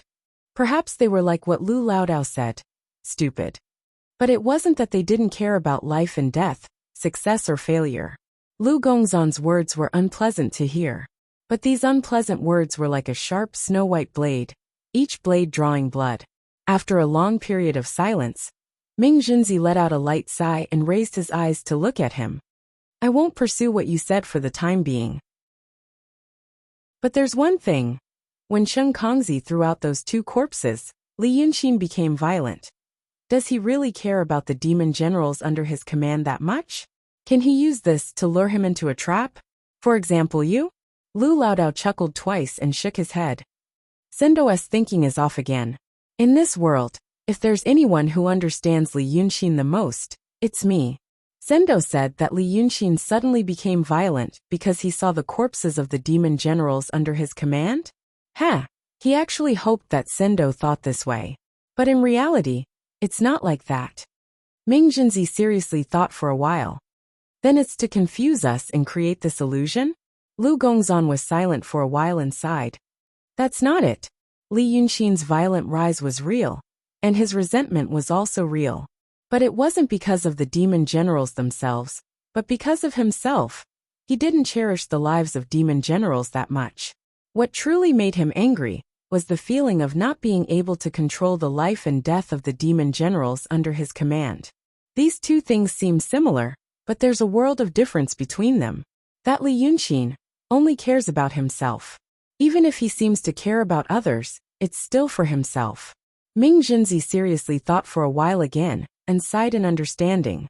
What you said is somewhat reasonable. Ugh, this person. He turned his head to look at Gui Yuanzi. Gui Yuanzi was also silent for a while. But you have to be careful. This Taoist isn't an ordinary person. In the world, perhaps there were only a handful of cultivators who could receive the evaluation of the Pill Cauldron sect master. And among the people of the secular world, this Lu Gongzan was definitely not rare. But in this kind of situation, this kind of evaluation wasn't a good thing. At the same time this signified approval, it also signified fear, vigilance, and a lingering, hidden worry related to life and death. Ming Jinzi turned his head to look at Lu Gongzan again. Good. You, this Taoist, also have the root of wisdom and immortal fate. Although your background isn't clean, I'll temporarily take it that you were previously coerced by that demon Li Yunxin. But from today onwards, you must follow by my side. If I discover that you still have any shameful dealings with demons, I'll immediately take your life. Lu Gongzan took a deep breath, restraining his expression. Then he raised his hand and gave a deep Taoist salute, saying solemnly, "The two Sendo have a broad bearing, and don't stick to one pattern. You're actually able to take Lao Dao's words to heart. That's something that demon Li Yunxin can't do. Being able to follow by Sendo's side. How would I dare to have any improper thoughts? Lao Dao, my only wish is to be able to learn the profound Dao for the rest of my life. Stay away from the disputes of the secular world, and live a peaceful and unfettered life." Ming Jinzi faintly smiled. Did you have a Taoist name in the past? My teacher in the secular world once bestowed the Taoist name Primordius. Ming Jinzi thought for a moment. My high heaven sword sex seniority. Oh, your Taoist name is also suitable. A teacher in the secular world is still a teacher. So leave your Taoist name. It's just that my sword sect doesn't have a suitable method for you to cultivate. But right now, you're still a sinner. Only by eliminating that demon Li Yunxin can you clear your name. At that time, you'll naturally have a way to cultivate. But now, since you said that you understand Li Yunxin the best, what do you think we should do? Lu Gongzan shook his head and smiled bitterly. Sendo, my knowledge is limited, and I don't know what the current situation of Daotong and Kinzo is like. It's like a general leading a new army. The soldiers don't know the general, and the general doesn't know the soldiers. How can I think of a brilliant method? But really there's only one method. Using force to break through ingenuity. When dealing with Li Yunxin, you absolutely can't compete with him in wits. If you can gather the strength of Daotong and Kinzo to work together to hunt him down, and not let him have a moment of peace, you can probably eliminate him as soon as possible. Ming Jinzi really took his words to heart. He pondered for a moment and sighed slightly. It's not easy. That Chen Kongzi hasn't had any disciples fall in his hands before. And he himself has never seen Li Yunxin. Thus, he underestimated the enemy. He's not the only one who thinks like that. And now, Daotong and Kinzo. At this point, Gui Yuanzi coughed softly. Thus, Ming Jinzi also stopped talking. Let's leave this place first. Since the situation is like this, we have to avenge our disciples. Let's spread the news that Li Yunxin escaped with serious injuries to the world. Let's see how long he can hold on. Finished speaking, he waved his big sleeve. The three of them stuck close to the wild forest and headed west. Behind them, the dark clouds in the sky became thicker and thicker. The fire in the wild forest also became bigger and bigger. It was already autumn, although the forest still looked dark green. The branches and leaves of the trees were no longer as plump and full as in summer. The terrifyingly high temperature first roasted the branches and leaves near the fire line dry of water, and then more fuel fueled the fire, causing it to spread even faster. Because of the high temperature, the air waves that rose into the sky swept away a large amount of dust, which then gathered into thick clouds high up in the sky. Thus, there were white ashes and shards falling down. It was as if winter had come early and snow had fallen from the sky. This vast and boundless wild forest took up almost a tenth of the area of the Daqing state. It had grown for hundreds of thousands of years. How many billions of creatures lived in it? Now these creatures had either died in the fire that filled the sky, were still fleeing in fear, or were completely unaware of the red god of death approaching in the distance. The source of the fire that spread from the center of the primeval forest was not ordinary fire. This forest was also boundless. It would be difficult for the mortal government, villages, and towns to immediately know that such a disaster had occurred. Thus, the fire grew larger and larger and stronger. After 10 days, it had become a great calamity that the Qing kingdom had not seen in 100,000 years. This fire that filled the sky first burned to the small border town in the north of the Qing kingdom, Changji. To the north of the Qing kingdom was the Yi kingdom. There was a natural geographical dividing line between the Qing kingdom and the Yi kingdom, the Tulan River. The town of Changji sat on the south bank of the Tulan River, separated from the north bank by less than 10 meters. This was also the width of the middle reaches of the Tulan River.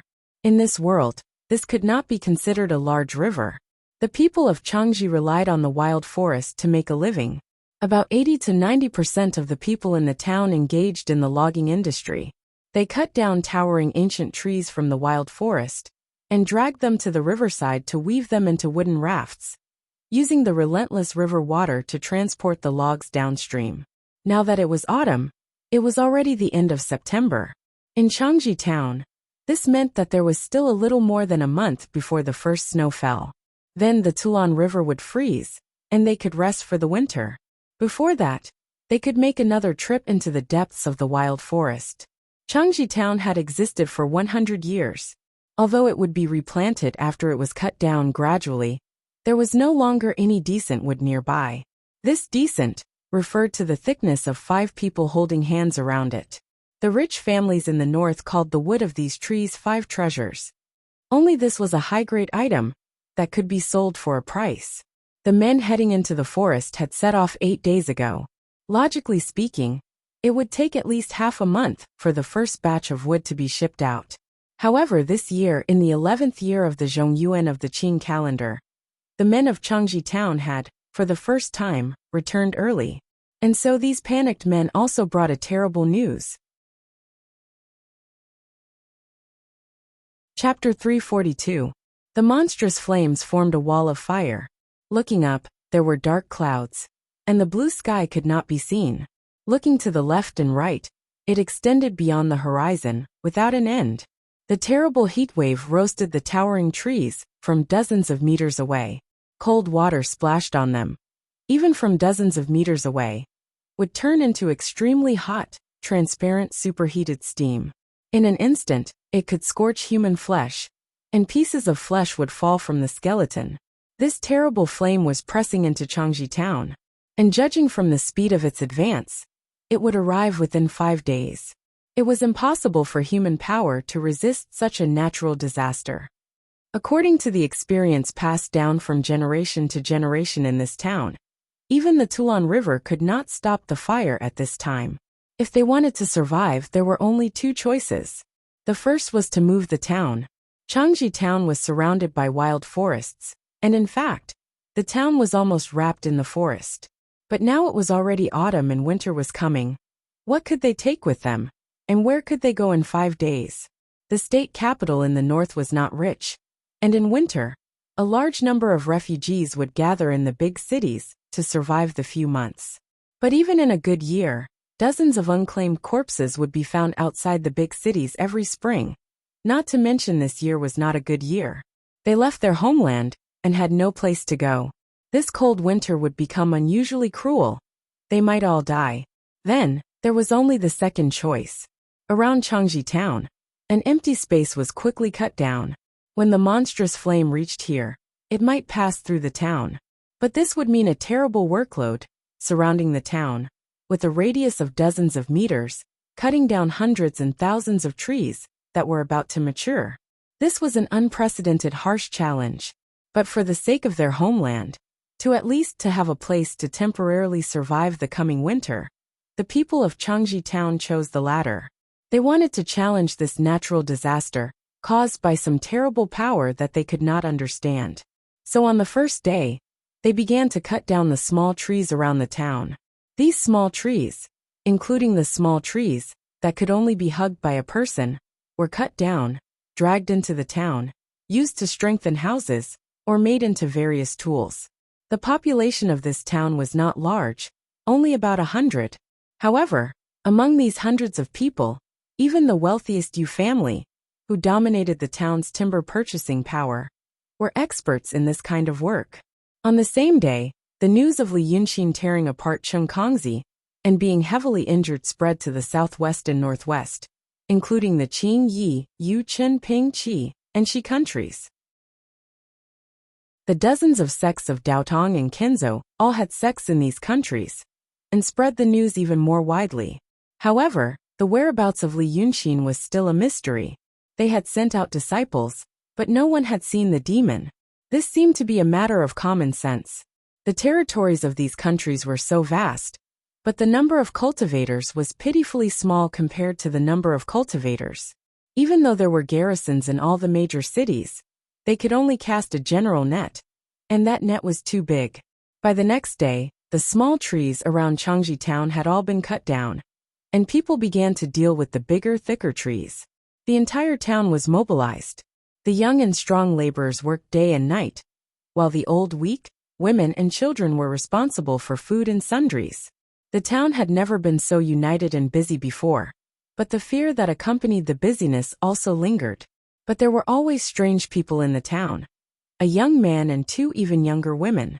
The 3 of them came to Changji a few days ago, and stayed with the Yu family. It was said that they were also surnamed Yu. However, the man's surname was Yu, and the 2 women didn't have surnames, only given names. One was called Wu Su, and the other was Li Li. The 3 of them became the only idlers in the town. But in fact, the man was the most idle, and the 2 women were still busier. For example, the man surnamed Yu, named Yu Meng, moved a chair at noon and sat in front of the Yu family's door, watching the people of the town bustle back and forth. On the road paved with bluestone slabs, the men were shouting and carrying logs with faces full of impatience as they walked towards the lumber yard in the north of the town. Their clothes were torn by grass and wood, and their faces were covered with dust, mud, and sweat. Their hair was disheveled, and there were even blisters at the corners of their mouths. But inside the bluestone brick gate of the Yu family's town, Yu Meng sat steadily on a rattan chair. He held a pot of tea in his right hand, and played with a small black sword in his left. 2 girls, one massaged his legs, and the other peeled peanuts and put them in his mouth. They looked disgustingly leisurely. There weren't many girls in this small town that mainly relied on manual labor. Even if there were, they had long lost their original delicate and cute looks because of the hardships of the years. The 13 or 14-year-old girls had dark skin and stout bodies, like the rough women in the city of Wei. Therefore, Wu Su and Li Li made the eyes of the people in the town light up. They were beautiful and had snow-white skin. Although their small hands weren't soft and boneless, they weren't as rough and calloused as those big hands. Most importantly, they had a different temperament that the people in the town had never seen before. They were dignified, elegant, and naturally had an indescribable sense of nobility when dealing with people. But they didn't have the snobbish attitude of the rich families in the nearby counties. On one hand, they made people feel that they couldn't be played with and difficult to get close to. But on the other hand, they made people feel extremely kind. At least, that was what Xiaoping thought. Sun Xiaoping was carrying a log as thick as a bowl and walking towards the north of the town. He was sandwiched between 2 people, and could only see the inside of the Yu family's house through the gaps between the logs. But at least he could see it openly. If he walked outside, he would probably be like the other teenagers, looking straight ahead, and only glancing at them when they were wiping their sweat or coughing too frequently. But even this time was too short. They quickly walked past the Yu family's house. Sun Xiaoping walked a few more steps and felt his shoulders getting hot and itchy from the rough bark. So he suddenly spat on the ground. That Yu Meng is a lazy glutton. He doesn't even move his own hands and only orders people around. Those two girls have a hard life. Talking about these things at this time, no one should have paid attention to him.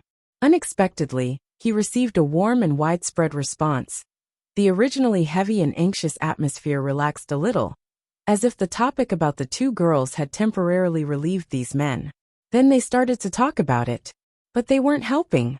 Some people who had been to the manors and prefectures laughed, saying that Yu Meng looked like the son of a rich family. This was not the kind of rich family in the county, but at least a rich young master in the prefectures. The maids of such a rich person probably ate and dressed much better than the master Yu in the town. In the future, when the young master married his wife, these two maids who had served him since they were young would probably become his concubines. From then on, as long as the family didn't decline, they would live a luxurious life. If this was called a hard life, then what were they called poor lives? Xiaoping understood in his heart, but he was not convinced, and grumbled a few more words. So the married man laughed. First of all, for the maids of such a rich family, those things were their duty. If young Master Yu did it himself, they would be so panicked that they would cry. Two weak girls. One could tell from their hands that they were spoiled. If young Master Yu didn't need them to do anything, what would they do? Would they be chased out? After saying this, he teased Xiaoping, asking if he had feelings for the two maids. The one called Wu Su looked like the older sister, with a pair of almond-shaped eyes. She looked very dignified, and probably did things in a steady manner. The one called Lily looked like the younger sister, with a pair of almond-shaped eyes, and when she didn't smile, she had a bit of charm. It's just that these two beauties probably don't like you, Xiaoping. So don't even think about it. After they finished talking, a burst of good-natured laughter suddenly burst out. This laughter passed through the streets and alleys, and seemed to lighten the dark clouds in the distant sky. But after a while, the laughter suddenly stopped, and everyone became silent. Because it was snowing. White powder floated down from the sky, as if the winter snow had arrived early. People knew that this meant the fire was getting closer and closer. If they didn't manage to escape this calamity, then those two lovely girls would also be buried. That fire didn't discriminate between life and death. It's ashes. Yu Meng put the small sword on his leg, raised his hand to catch the ashes, and looked at it. There are only 3 or 4 days left. His tone and expression now were completely different from the silly young Master Yu in the city of Wei. Even because of these days of running around, his skin was darker and his figure thinner. It made his eyes look even bigger. Wu Su stopped and raised her hand. Do we really have to stay here? I went to see the fire a few days ago. Young master, it didn't look like an ordinary fire. It seemed to be made by a Taoist. Could it be that they are looking for you? Yu Meng laughed. They don't need to make such a big fuss to find me. It's more like dealing with Li Yunxin. But there's no news from him recently. People don't dare to go to Dongting anymore. After a while, Lily suddenly said, These people are really stupid. Why do they want to cut down all the trees? I heard third uncle said that at this time, a fire from the inside would be enough. Yu Meng laughed again. It depends on the time. They will definitely use this method, but not now. They have to cut down all the big and small trees, and carry them away, and then set fire to the bushes. Otherwise, the woods are so dense. It will be bad if the fire doesn't burn out, and the fire from the other side comes again. Besides, once the fire is over, there will be nothing left. As for food, we can barely eat the food we have. But what do we use to keep warm in winter? It's so cold that the roots of the trees under the ground are all frozen. If the snow collapses the house, or we have to sell some wood in the spring next year. So they are not only trying to prevent fire. This Master Yu is doing a good job. If in the past he could be one of our He had unintentionally said this and stopped, not saying anything more. After a while, he closed his eyes and leaned back on the cane chair, sighing softly. Let's wait for Mr. Liu. Wu Su and Lily didn't say anything. They just went to do their work in silence and heartache. They have been here for half a month. Her young master didn't say why he came here. He only said he was waiting for someone, his former teacher, one of the most famous masters in the martial arts world, water-repelling sword Lu Gongjiao. So the next day passed, but the Taoist priests of various schools in various countries still didn't find any trace of Li Yunxin. At this time, the mortals in the secular world discovered the terrible fire. The competent provincial government began to organize the villagers to put out the fire, but soon realized that the fire was not ordinary fire. During the fight between Li Yunxin and Cheng Kongzi, one released the ninth heaven thunder fire, and the other released the ninth heaven godly thunder. How could mortals put out the fire caused by these two forces that didn't belong to the secular world? So the disaster couldn't be hidden anymore. It was reported to the higher authorities and reached the higher authorities. At this level, the Taoist priests stationed in the major cities had to be alerted. The wilderness forest almost supported half of the surrounding population. Even the stupidest of officials knew that if this dense forest was burned down, the consequences would be terrible. So the Taoist priests began to cast spells to try to put out the fire. But soon they realized it wasn't as easy as they thought. The fire was ignited by a true state Long Sun and a true state Taoist priest who specialized in thunder and fire. They fought with all their strength and risked their lives. How could the disciples in the conception and emptiness realms easily put out such a fire? So 3 days later, after the disciples who were sent out to try to find Li Yunxin's traces had tried, the Taoist priests of higher levels had no choice but to participate in this fire extinguishing operation. As a result, the shortage of manpower increased, and Li Yunxin's whereabouts became even more mysterious. So on the 5th day, on the 5th night, the sky of Changji town was still not dark. Instead, it turned into a terrifying and heart-palpitating blood red. The waves of fire could already be seen. The waves of fire covered the sky and the sun, like a 100-meter-high wall. The waves of fire not only brought high temperature, but also strong wind. The strong airflow rolled up to the sky, and the streets and houses of Changji town could hear the howling of ghosts. The terrifying hot wind blew everything away. Even the surface of the Tulan River was covered with white mist, as if the whole town was sucked into another space. A day ago, they set fire to the bushes outside the town. Now there was a 10-meter-wide isolation zone between the town and the wilderness forest. People gathered on the streets and breathed in the hot and suffocating air. They held all kinds of containers filled with water in their hands and waited in fear for the judgment of the fire. At around 7 p.m., 19 p.m. to 21 p.m., the forest outside the isolation zone was finally ignited. The waves of fire rose outside the town. At this time, even if people looked up, they couldn't see the top of the waves of fire. It seemed as if it was burning all the way to the sky and would collapse in the next moment. The town was surrounded by the flaming mountain, and it faced the Tulan River, which was even more foggy. When the trees were burning, the crackling sound was even louder than the firecrackers during the New Year. But the whistling sound of the airflow was even louder than the crackling sound. The young children were frightened and cried, but their cries were very weak in such a sound, just an inconspicuous interlude. The burning lasted for half an hour. The water in the buckets and basins of the people in the town began to warm up. But the people's efforts in the past 5 days seemed to have paid off. The fire did not cross the isolation zone. The scorched earth they burned had undug tree roots, which began to smoke because of the extreme heat. So in the land outside the town, there seemed to be hundreds of smokers' underground smoking pots. Fortunately, it was only emitting green smoke. After an hour, it did not catch on fire. This scene was strange and terrible, but people slowly relaxed. They felt that this disaster was probably going to be over. So another 2 hours passed. No one dared to close their eyes and sleep. They were all vigilant. Most of the houses in the town were made of wood. If there was a fire, all their efforts would be in vain. People began to talk in low voices while watching the night. It seemed that if they spoke too loudly, the evil spirits hidden in the fire would be alarmed, and misfortune would come. They drank water, ate food, and vigilantly watched everything around them, watching the terrible fire not far away.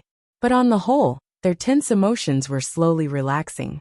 The next thing to think about was how to survive this cold winter, how to find a way out in the coming spring. Maybe they could switch to farming. After the fire of the wild forest, the land would be very fertile. Maybe they could hire a few farmers from the nearby state capital, and they could switch from forest farming to farming. But they did not know who owned the wild forest. They had lived in the forest for so many years, but except for the government's taxes, no one claimed ownership. But they heard from the old people in the town that the forest in Changji town, including the even wider forest, was indeed someone's private property. Just like that, another 4 hours passed. People began to feel tired, and some people were drowsy. But at this time someone frowned. Sun Xiaoping and a few young people were guarding outside the town. At first, they stood with water, gritted their teeth, and endured the scorching heat, ready to put out the fire at any time. After 6 hours, they also felt tired, so they put down the water buckets and sat down. They ate the dry food they brought, and occasionally chatted to pass the time. Sun Xiaoping was concerned about the fire, and he was also concerned about the girls in the Yu family's residence in town. He didn't know why he couldn't eat or sleep these days. There was always an inexplicable restlessness in his heart, but he really didn't know how to get rid of it. Therefore, that night, he stared at a tree dozens of meters away, right next to the isolation zone in a daze. He was lost in thought. For example, when was that girl going to leave? His third uncle said that young master Yu would take them as concubines. But what about now? At night, he felt that he was much better than young master Yu. He didn't know how to order people around. If he married Miss Wusu or Miss Lily, he wouldn't even let them touch the spring water. He used to study in the county school for 3 years, so he was literate, so it wouldn't be a disgrace to them. At that time, his family was still well off. He stared at the tree and thought about all kinds of things. Then he suddenly straightened up, frowned, and let out a soft sound of surprise. No one heard his sigh. But then Sun Xiaoping stood up and walked a few steps forward. He craned his neck to look at the tree he stared at for a long time. Something wasn't right. Chapter 343. It was a camphor tree. Its trunk was as thick as a person's arms, and it was more than 10 meters tall. Dozens of meters away, and in the midst of the flames, Sun Xiaoping could only vaguely see its slightly thicker branches. But even so, when he was in a daze, he still counted the branches of the tree over and over again. There were 9 thick branches. On top of the 9 thick branches, there were 23 thinner branches. These branches had leaves on top. Some leaves were like steamed buns, some like gourds. There were also some like Miss Wusu's face and waist. This big camphor tree had been burning for 6 hours, almost a whole night. Sun Xiaoping knew wood and knew that camphor trees were oily, so they burned faster. But the problem was his companions noticed his actions. They were stunned for a moment, then stood up nervously, thinking that he had discovered the fire. Xiaoping, what's wrong? Sun Xiaoping frowned and thought for a while. Without turning his head, he pointed at the camphor tree. Look at that camphor tree. His companions immediately looked there, but they only saw the tree in the fire. The trunk and branches were already black. There was nothing unusual. So they asked him again, what's wrong with the camphor tree? Sun Xiaoping was silent for a while. Then his voice trembled. 6 hours ago, I saw, it had 9 big branches, 23 small branches, and those leaves. Now take a look. A few of his companions heard his words and looked at the tree again, still confused. But there were already 2 smart people.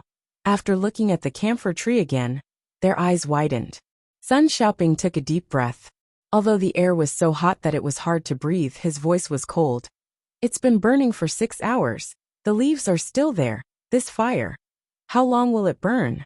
Everyone was stunned. The outside seemed to be in chaos. Even in the backyard of the Yu family, Wusu and Lily could still hear the sorrowful, frightened and fearful voices of the people of Changji town. The voices even covered the sound of the wind, so they could slightly hear what the group of people were saying. Some people came to the Yu family's mansion to question Yu Zhengfang. Yu Zhengfang was the master of Changji Town's Yu clan, a gentry. He was in charge of the town's timber trade and the monetary regulations. Although this town also had a captain, Yu Zhengfang was the one who had the final say. He was the one overseeing and coordinating the defense of Changji Town. However, he didn't expect things to turn out this way. It's been 6 hours. The leaves haven't even burned out, young master. Lily came back from the front after asking around. She didn't seem to know what to say. She stood at the door and held onto the door frame, watching Wu Su undressing Yu Meng and untying his hair. Young master, isn't this a barbecue? If this fire kept burning for a few days, a dozen days, and the temperature kept getting higher and higher, the people in the town would become roasted meat on a stone slab. They would be cooked slowly. There's no way to escape. Wu Su untied Yu Meng's hair and combed it with a wooden comb. After Lily finished speaking in one breath, she turned her head and asked, "What about following the river? Isn't there a boat?" "I also went to the river just now." Lily closed the door and walked to the table, picking up the teapot. The air was getting drier and drier. It was autumn now, but it was as hot as the dog days. "I don't know what's so strange. The river wasn't on fire, but it's hotter than the town. Guess what? The fish floated up. It's cooked. How can we take a boat like this? Their small dinghy isn't like our family's ship. If we take them to the river, they'll be cooked within a few feet." After saying this, she poured some tea from the teapot to drink. She frowned after taking a sip. A few days ago, the tea was too cold at this time. But now the tea was actually warm, as if it had just been boiled. She drank a cup of tea, but the heat was not enough, so she unbuttoned 2 buttons of her clothes and sat down. Wu Su saw her like this, looked at her, and then looked at Yu Meng. Yu Meng smiled. "It won't be cooked.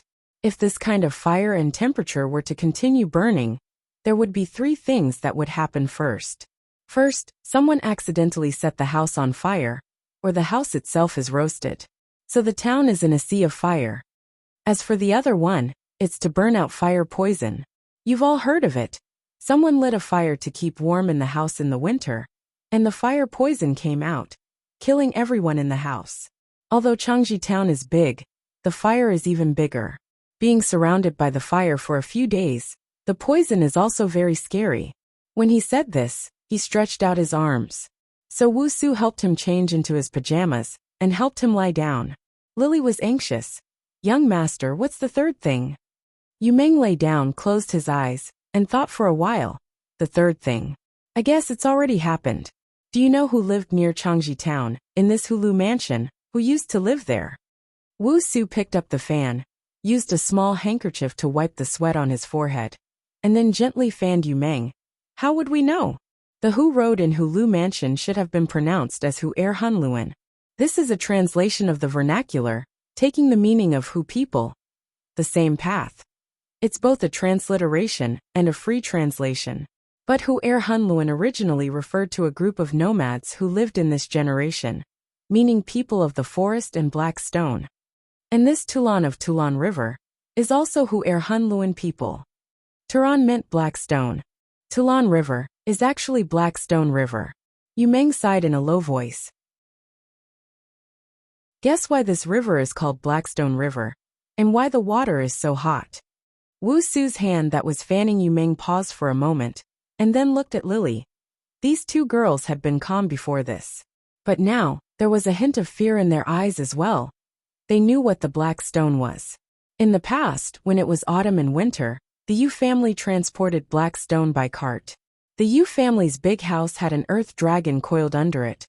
Ordinary people use firewood to warm the earth dragon.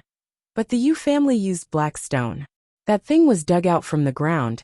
A fingernail-sized piece was equivalent to a good piece of dry firewood. That thing didn't have any smell, and it felt very smooth, like colored glass or jade.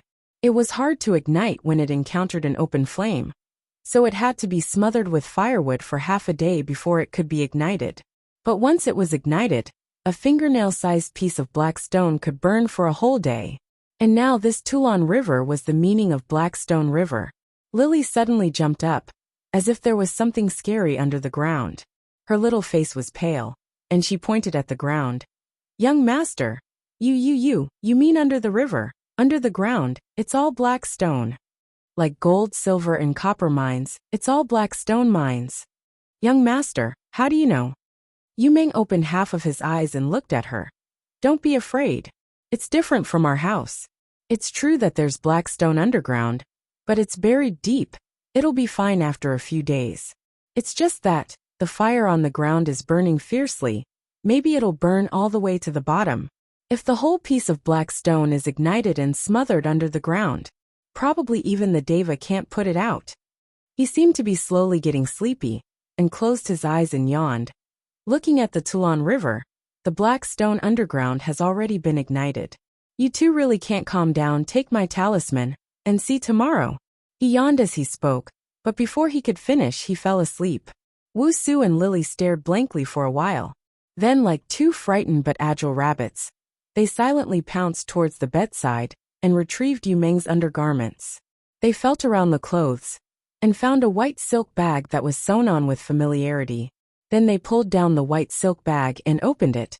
Inside was a purple talisman written with gold powder. Only then did the two girls feel slightly relieved. Wu Su and Lily kept the talismans properly before quietly extinguishing the lights and closing the door behind them. Hot wind blew over, along with the cries of the people in the front yard. It seemed that Yu Zhengfang didn't manage to appease them, and now they were making more and more noise. Indeed, they realized that the fire could burn for a few days, more than 10 days, or even a month, and so many people were trapped here, waiting for death. How could they not be anxious? If they knew this, they would have abandoned their homes and fled, and at least they could live a few more days, and not be roasted to death, suffocated to death, thirsty to death, and burned to death. It was also because of the choice they made in the past that they couldn't afford to regret, that the sadness and fear exploded even more violently. But panic and sadness were what they felt. Wu Su and Lily hugged the purple talisman in their arms, but their minds were much more at ease. This was a talisman that old master left for young master when he was alive. It was said that it was written by a Jimren in Daotong. It could save lives at a critical moment. That day when the Yu family was exterminated, they didn't even use it, so it was obvious how precious it was. Young master also mentioned this talisman. He said that once it was used, it would not be burned by fire or splashed by water. It could even move freely in thunder and fire. But it couldn't save everyone in the town. It could only protect the three of them. But young master has changed into a different person. Why did he insist on coming to Changji town? Why didn't he leave? And he didn't say. Wu Su exhaled softly, took out her little sword from her clothes, and held it in her arms. They had experienced the Yu family's extermination, and knew that many people would do many terrible things when the end of the world came. Their young master also changed. He used to be silly, but they all knew that young master wasn't really silly. Later, when the Yu family was exterminated, young master didn't pretend to be silly anymore. He took them to the north. They went to Changji town and stayed there, saying that they would wait for his master Lu Gongjiao, and that they had an appointment many years ago. They didn't know what they were waiting for. Their young master became smarter every day, and he knew more and more things. In their eyes, this was like a miracle performed by an immortal. They should have been happy, but they always felt that young master was becoming more and more unfamiliar. As if one day he would suddenly leave. Lily also sighed with her sister. Young master, who is he? Halfway through her words, she suddenly let out a low and stern shout. She abruptly turned her head to look at the top of the wall. There was a figure on top of the wall, with only half of his head sticking out. He seemed to be frightened by her shout, and hurriedly shrunk back. Wu Su and Lily immediately stood up. Wu Su guarded the door, while Lily held the unsheathed small sword in her hand and slowly walked down the wall. This wall wasn't the wall of the Yu family in the city of Wei. Along the way, they saw that the walls of many small towns weren't as thick and tall as the Yu family's courtyard wall. Therefore, that person seemed to climb up easily. He took a breath and poked his head out again. It turned out to be a teenager. Lily paused for a moment when she saw him, because he looked a little familiar, as if he was a kid in the town. Although this teenager was about the same age as her, in her eyes, he was really just like a kid. "Big sister, it's bad outside." The teenager leaned on the wall for a long time, his face red to the ears, before saying this. Then he raised his hand to wipe his face. "It's going to burn. The fire is bad. Do you guys want to escape with me?" Lily was stunned, and turned to look at Wusu. The two little sisters looked at each other for a while, and Lily suddenly laughed softly. Sun Xiaoping, who was on top of the wall, saw her laugh. For a moment, he felt that the whole world suddenly cooled down. The sound of fire, wind, and people were all gone. Then he saw Lily holding a cute sheathed sword in her hand as she leisurely and elegantly paced back and forth. Her lake green skirt rippled, revealing a pair of moon-white embroidered shoes. Then she turned around, tilted her head and looked at him. "Why do you want to save us? How can we escape?" Sun Xiaoping felt that his heart was hit by something warm, hot, and soft. He was stunned for a full 3 breaths' time. That terrible and sweet throbbing gradually subsided, and he became flustered again. He didn't even dare to look directly into Lily's bright and beautiful eyes. He could only avert his gaze and look at her skirt. "I'm not. Your girls and your maids. You must have suffered a lot." "There's a boat by the river. You can escape on it." Lily giggled. "Then what about my young master?" Sun Xiaoping suddenly raised his head and wanted to say, "Who cares about your domineering, pretty boy young master?" But the words were at the tip of his tongue, and he hurriedly swallowed them. After a slight hesitation, he said, "Your young master should also take him away." Lily laughed again. She giggled like a silver bell as she turned around and walked to the front of the house. "All right, little brother. We won't escape. You better pray for your own good luck." Sun Xiaoping's heart suddenly sank to the bottom of his stomach. It sank so much that his chest hurt, as if breathing would hurt. He looked at Lily's back in disappointment, and finally shouted again, "People will really die." But Lily no longer cared about him. She once again sat on the stone steps by the door, hugging the small sword and leaning against her sister. Sun Xiaoping clenched his teeth, and suddenly wanted to jump into the courtyard. But at this moment, he suddenly heard a high-pitched sharp cry. That was a woman's voice, piercing the night sky, the sound of the wind, and the sound of the fire, striking the tip of Sun Xiaoping's heart. He was slightly stunned for a moment before he realized what the cry was about. "It's on fire." The first house in Changji town burned. But it wasn't the house near the fire that people were worried about, but a wooden house in the middle of town. Before this, the desperate people gathered at the Yu family's house to vent their emotions. Plus, the sky was bright red, and there was hot wind whistling between the houses on the street, so they didn't notice that the ground was smoking. Green smoke came out of the cracks in the stone road, and was soon dispersed by the wind. At this moment, a house that was already extremely dry from the wind finally caught fire. Yu Meng's prediction came true. The earth fire was ignited by the mountain fire. It was followed by the neighboring second and third houses. Once their terrifying worries became reality, the crazy and desperate people actually calmed down. If they ignored it, they would die soon. If they went to put out the fire, perhaps they could live a little longer. So they quickly swarmed out of the Yu family's house, as if they were grasping for a chance of survival, and went to put out the 3 burning houses. But the misfortune didn't stop there. Before the fire in the 3 wooden houses was brought under control, another 2 large houses on the west side of town caught fire. Outside the town, there was a sea of fire. At this moment, the town was also about to become a sea of fire. Wu Su and Lily saw the fire in the town, and immediately stood up to go into the house and wake Yu Meng up. They helped him get dressed, walked out of the house, and flew to the top of the Yu family's wall to take a look. This Changji town was already half in flames. The light of the fire illuminated their faces with a red glow. So from afar, they saw someone running towards the Tulan River, head first into it, wanting to swim away. But then there was a terrible scream. The river water hidden in the white fog was already boiling, and in an instant, people would be blinded, dizzy, and then scalded to death. Seeing such a scene, More than 10 people who were planning to board a boat and go along the river stopped in their tracks and started wailing like stray dogs. Lily looked carefully, but she didn't see the youth. Someone else was still putting out the fire. But it wasn't because they wanted to survive, but because they didn't know what to do in the face of death. So this was the only thing they could do. The fire spread quickly, and some people were engulfed in flames, while others ran around on the streets with their bodies on fire. 8 hours ago, this Cheongji town seemed to be working together to tide over the crisis. But now, it was actually like a fiery hell.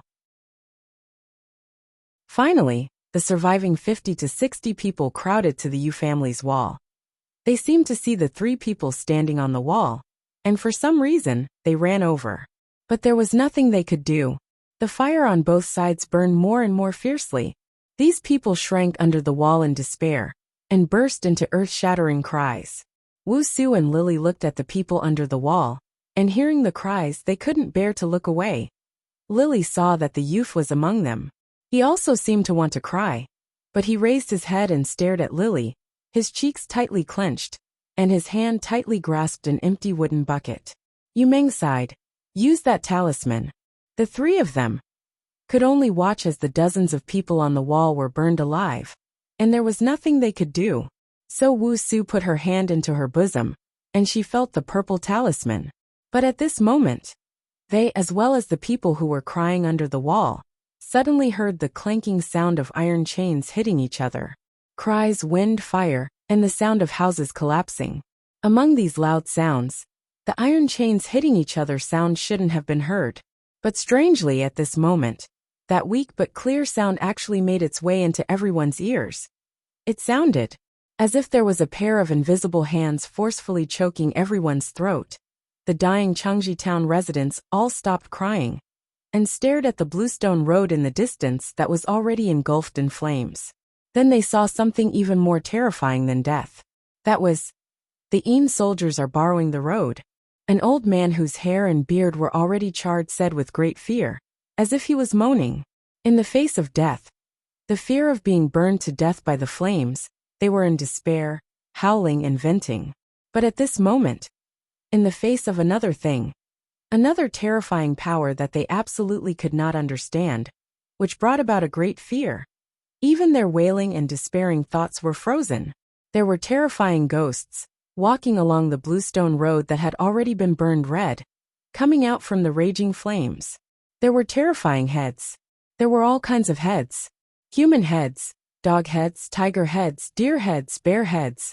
These were the heads of wild beasts that the residents of Cheongji town had either seen or never seen. Floated in the air, staring blankly at them with their lifeless eyes, maintaining the hideous and terrifying appearance they had before their deaths as they walked over. These were ghosts. Their heads still looked the same, but their bodies were so faint that they could not be seen clearly. Long misty green iron chains locked their necks, stringing them together. Their steps were also synchronized. In this kind of night, it was a kind of terrifying uniformity that sent chills down one's spine. With every step he took, the iron chains clanked. With every clank of the iron chains, the flames that they passed through suddenly dimmed, turning into green willow, the wisps. Wherever they passed, sound and light were all absorbed. On the road were the corpses of the townspeople who had just been burned to death. As the procession of ghosts passed by, the hideous and terrifying ghosts of the townspeople stood up straight. Then they were locked by the protruding iron chains and pulled into the procession. The feeling of suffocation brought about by fear gripped everyone, including Wu Su and Lily. They widened their eyes, held their breaths, and subconsciously wanted to hide behind Yu Meng's back. However, as soon as they had this thought, they realized that they did not even have the strength to move their feet.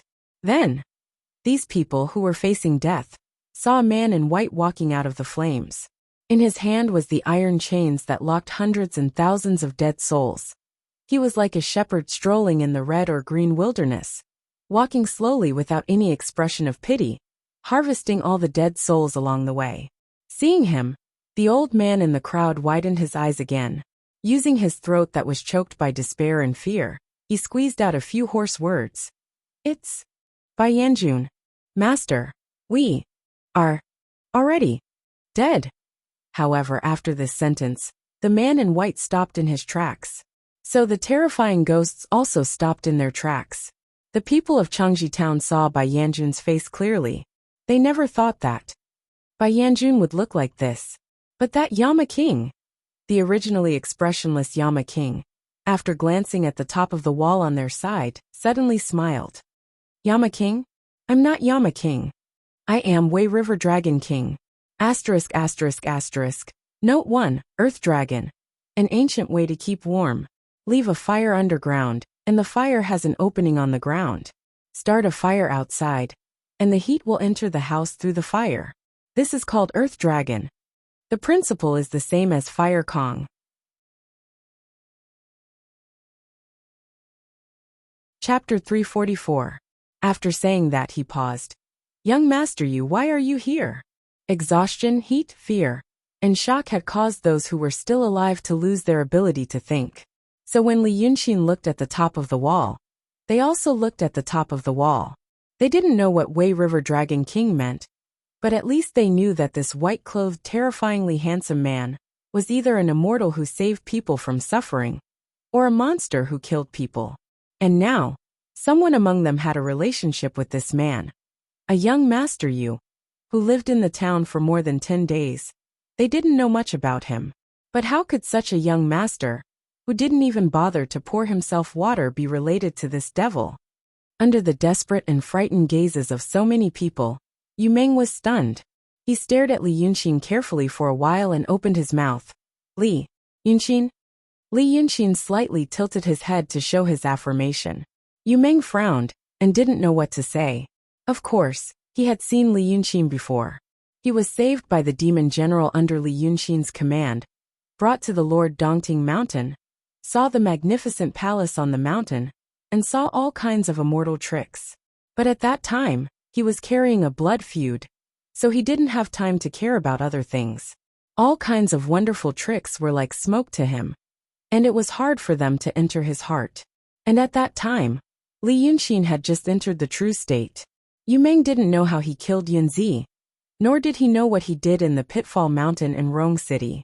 To this young master of the Yu family who was in dire straits, he knew that Li Yunxin was a cultivator and a fiendish demon. But as a cultivator and a demon, what kind of abilities did he have? These things were indeed unimaginable to ordinary people. But tonight, he saw Li Yunxin walk out of the despairing fire.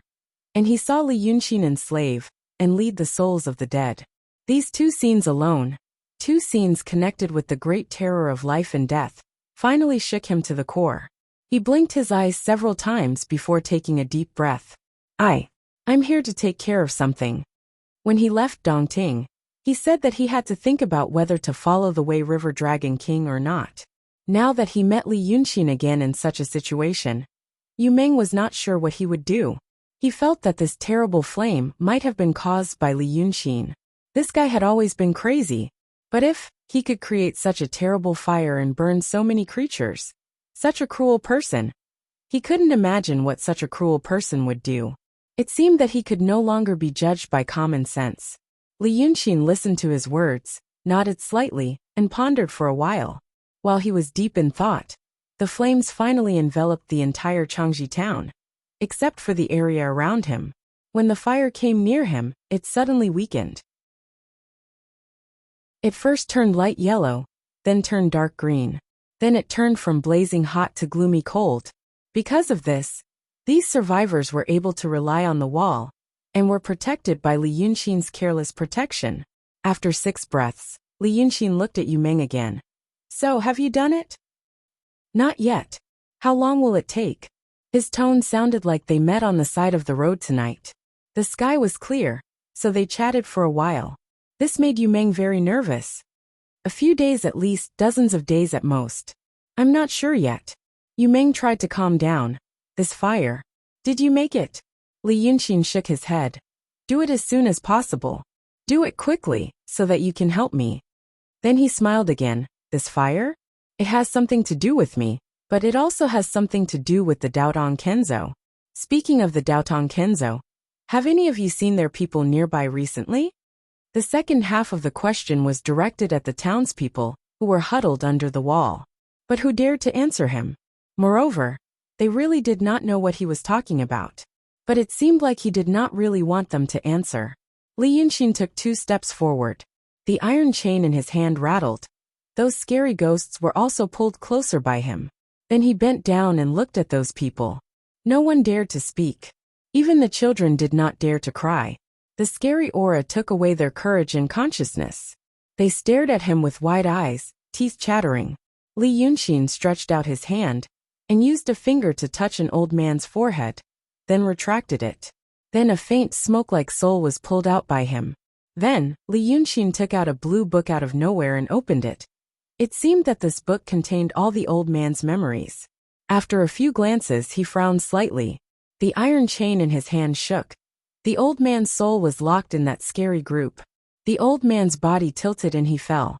The townspeople stirred slightly and huddled closer to each other like a group of frightened rabbits. Lily let out a soft ah. Li Yunxin stretched out his hand to touch the second person's forehead. But no one dared to resist. In the face of such a powerful and unfamiliar force that was beyond their understanding, all courage disappeared.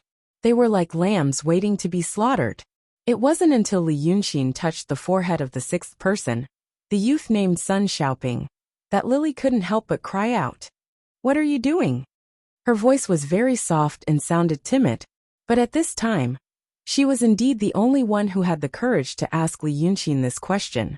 Li Yunxin glanced at her, but then stretched out his hand. "You want to kill all of them?" Lily shouted again. "What's the difference between you and those Taoists in the city of Wei?" Wu Su pulled Lily's sleeve, but at the same time, she held her little sword tightly and stared at Li Yunxin with vigilance. Li Yunxin turned to look at Yu Meng. Yu Meng hesitated for a while, but in the end, he did not scold Lily. He frowned. It's not easy for them to survive. Why does Dragon King have to kill them all? They are just ordinary people. Who is Dragon King trying to ask? Li Yunxin straightened up and let go of the teenager in front of him. Do you want to know what happened? Like this fire?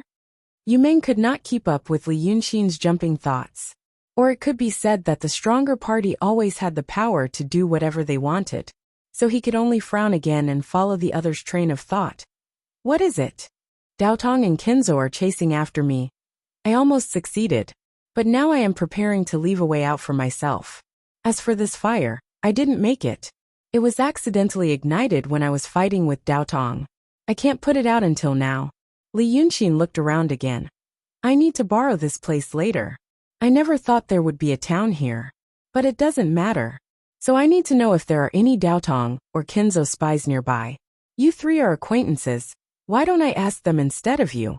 Yu Meng did not answer him immediately, but Lily frowned again. Why kill people? Li Yunxin's face suddenly showed a strange and complicated expression. He stared straight at Yu Meng for a while, then suddenly said, Young master, you really can't tell? Yu Meng was even more puzzled. Tell what? Li Yunxin was silent for a while, then suddenly reached out and lifted the body of the old man who died in the beginning. His hand was on the old man's neck, so it was effortless for him to lift the old man up. Then, like shaking a sack, he shook the old man's body. There was a crashing sound. White bones and dust fell to the ground. Yu Meng, Wu Su and Lily were stunned. They stared at the pile of white bones for a long time, speechless. A body that was full of flesh and blood just a breath ago turned into bones in such a short time? And if they looked carefully, they would find that the white bones were not white, but yellow. There were even some cracks on the bones. The cracks were not caused by a punch, but more likely due to a long period of drying and cracking. Li Yunxin reached out and lifted a few other bodies. They all shook in the same way. They all turned into a pile of bones and fell to the ground. Then, Li Yunxin reached out and lifted Sun Xiaoping up. This young man was not dead yet, and now that he was on the brink of death, he somehow mustered some courage and tried to kick the scary demon in front of him. But Li Yunxin dipped his left index finger into his mouth, dipped it in some saliva, and touched the young man's forehead. And so this young man, who was angry and hopeless and kicking nonstop, in the blink of an eye became a pile of bones. The scary thing was that the bones were still moving. It stared with its empty eye sockets, and its teeth chattered, making a sound that sounded like a human's voice.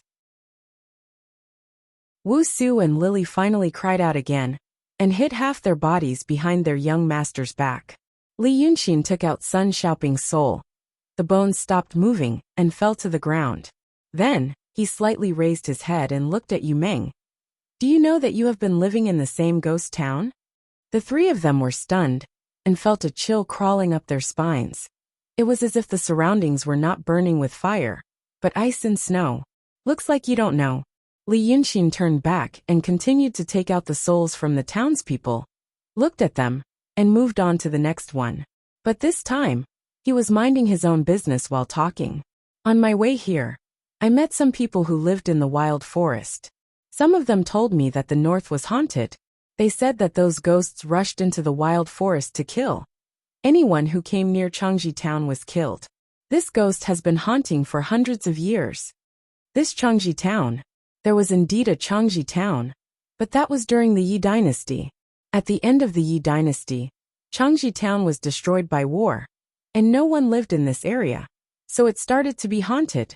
These ghost things. I looked at them and remembered. They were all people from Changji town. But after they died, their souls were extracted, kept, and sealed in their corpses to become puppets. They didn't even know they were dead, and slowly rotted and dried up. They continued to cut trees, kill people, eat and place logs. Anyone who came up from the river to watch was also killed. But luckily, there are not many people here. The person who sealed them here told them to guard something. He also told them to wait for a person. Haha. Li Yunxin looked at the blue book in his hand, and laughed. No wonder these ghost things didn't run when they saw the fire, and insisted on guarding this town.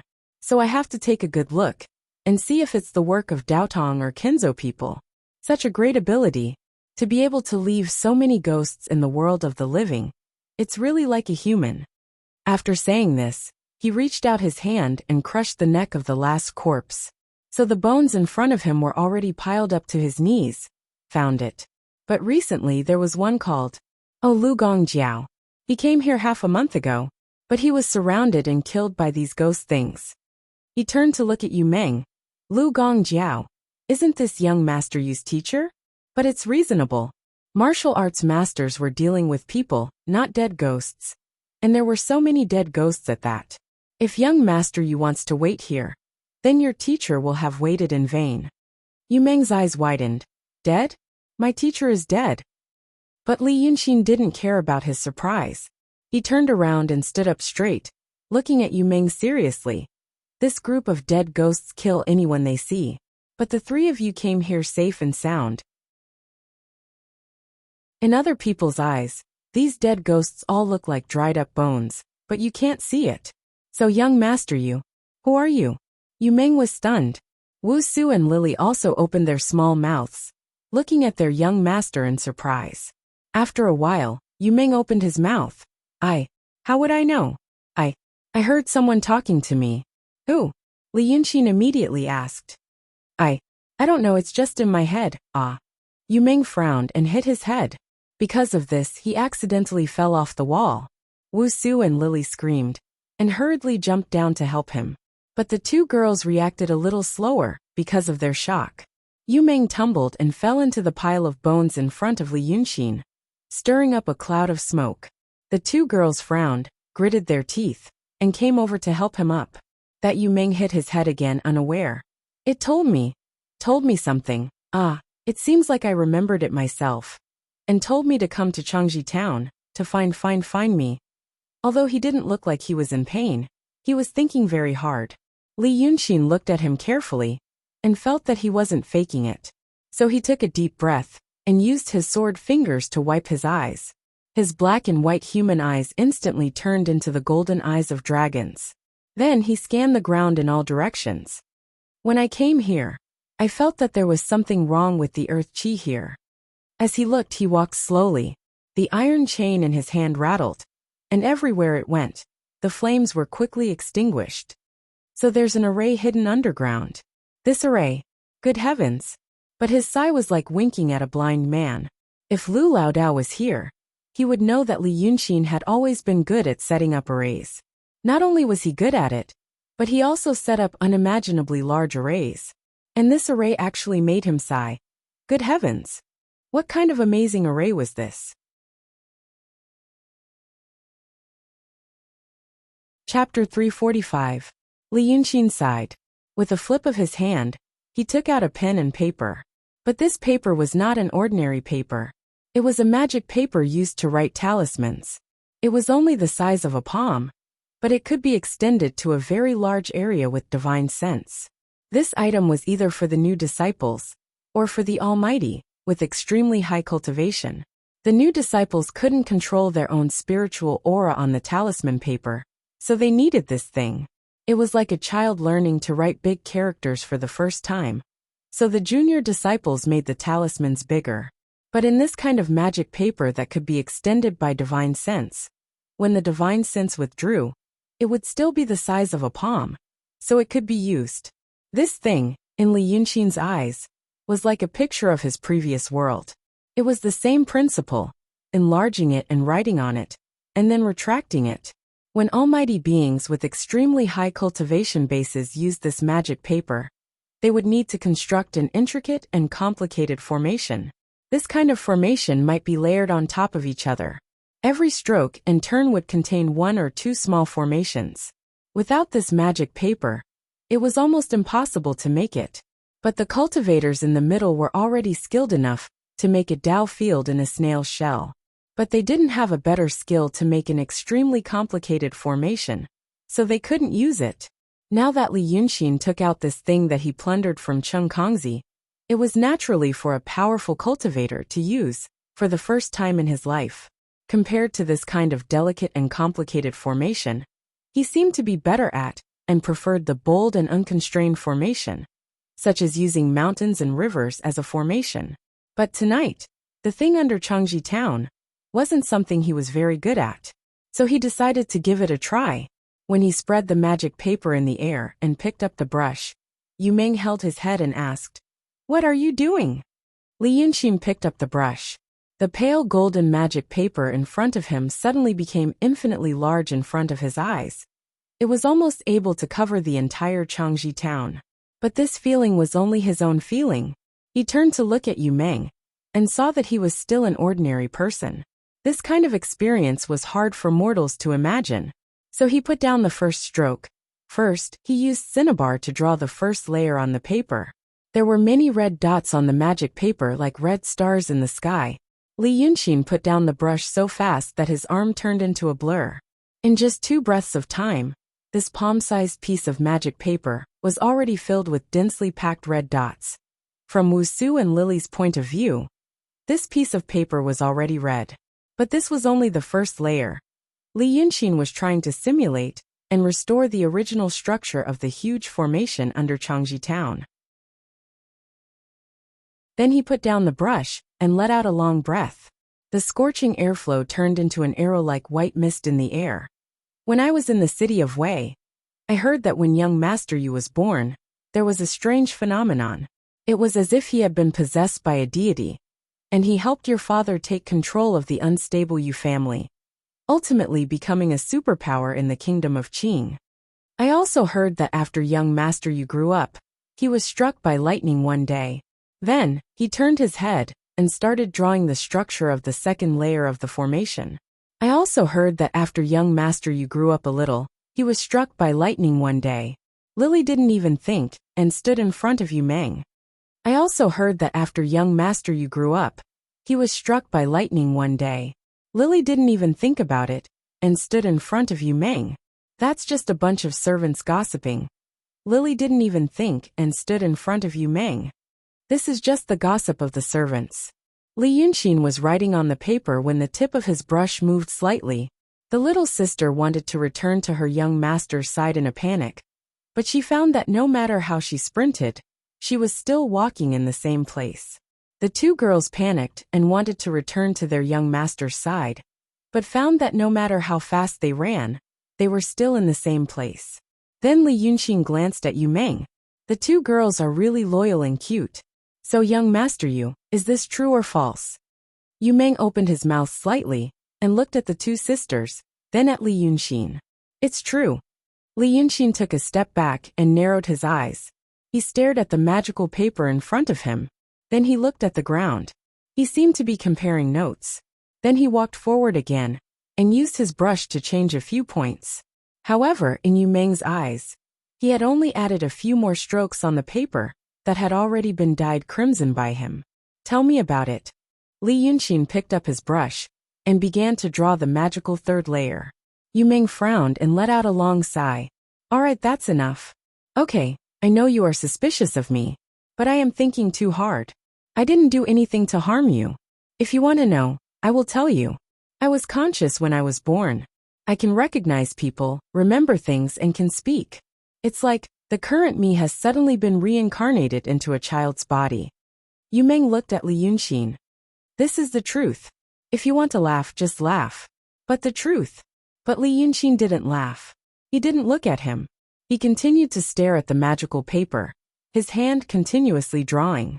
It was as if the miraculous experience that Yu Meng described, which made Wu Su and Lily's jaws drop, was just a common story that he had heard 1,000 times. He said, "Oh." Yu Meng was stunned. Then he heard Li Yunxin say, "Continue." He looked at the sea of fire around him, then at Wu Su and Lily. He sighed. Actually, there is another person. Or I don't know what it is. In my body or mind, he spoke to me at that time. I said it might be a person because he has a name. He told me that he was living in my body by accident. There will be a way. The rumors in the market, that I helped the Yu family through whatever storm, whatever wave, it's all because of him. Li Yunxin finally turned his head to look at him. Then his face revealed a faint, but very strange expression. Ha, young master Yu. What a good young master Yu. This is what a main character should be like. Yu Meng didn't know why, but he frowned. Li Yunxin turned his face back. He hesitated for a while, then started to write again. But it was much slower than the first time. Although the strokes were still like a storm, at least the arm was no longer an afterimage. When you were 10 years old, you ran to the roof to play at night, and got struck by lightning. What's going on? It was the old Shun in my head who told me to go to the roof. Yu Meng thought for a while and spoke more fluently. Oh, that old grandpa's surname is Shun. Li Yunxin said. Li Yunxin's performance influenced him. This Li Yunxin, he behaved calmly. He even said something that even he couldn't believe, but Li Yunxin was still calm. Yu Meng kept the secret in the past, because he was afraid of getting himself into trouble. But now that it had come to this, he suddenly realized, maybe Li Yunxin knew something, and he himself might be able to solve the mystery tonight. So he looked at Wu Su and Lily, who were too shocked to speak, and continued. I was 10 years old then. That night, old Shun suddenly asked me to go to the roof. He said an old friend came to visit. Old Shun was usually in the same body as me, so of course we had a good relationship. Plus, I heard it was an old friend. Although I was born with consciousness and knew how to recognize people, the truth is, I don't remember who I am. I asked old Shun. He said if I didn't drink Meng Po's soul-forgetting soup when I was reincarnated, then why can't I remember who I am in my past life? However, old Shun only said that I'm a person born with knowledge. That's why he reincarnated into my body by accident. When he said this, he saw Li Yunxin smile and shake his head. Yu Meng didn't know what Li Yunxin was smiling about, so he paused and continued. I asked him about his past, but he didn't say a word. He only said that night. I did as he said and climbed to the roof in the middle of the night. The sky was clear, and the air was clear. But suddenly, a dark cloud floated over, and it started raining. Li Yunxin's pen stopped drawing on the magic paper. He turned to look at him. What kind of dark cloud? After saying this, he didn't answer randomly. He waved his left hand, and dense water vapor rose from his sleeve. He pointed to the sky. Was it like this? Yu Meng followed his finger and looked at the sky. Actually, the sky was already bright at this time. But they were in the middle of a sea of fire. The thick smoke produced by the fire pressed heavily into the sky, blocking the sun completely as if it was night. But the dark clouds formed by the smoke were reflected red by the fire on the ground, like rolling lava or fire clouds in the sky.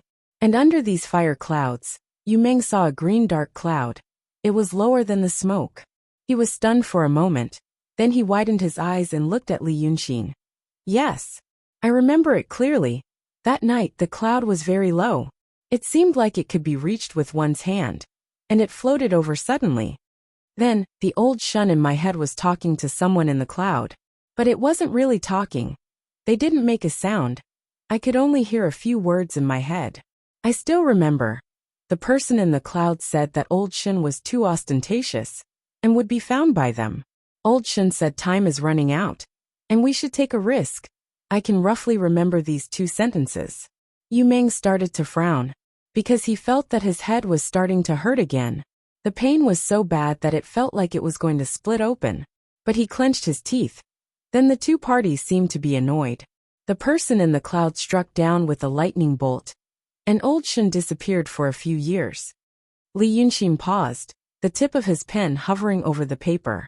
He frowned slightly and stared at the paper sideways. After thinking for a while, he looked at Yu Meng. A few years. Then he appeared again later. Was it when you went to save me? You actually know? Yu Meng opened his eyes wide. Then he nodded and sighed. Yes. There was no news for a few years. Then he suddenly appeared one day. He told me to go out of the city to save someone. It was you. Ha. I knew it. Li Yunxin sneered. As expected. From the day I entered the city of Wei, I was set up. Good trick. Good courage. Good courage.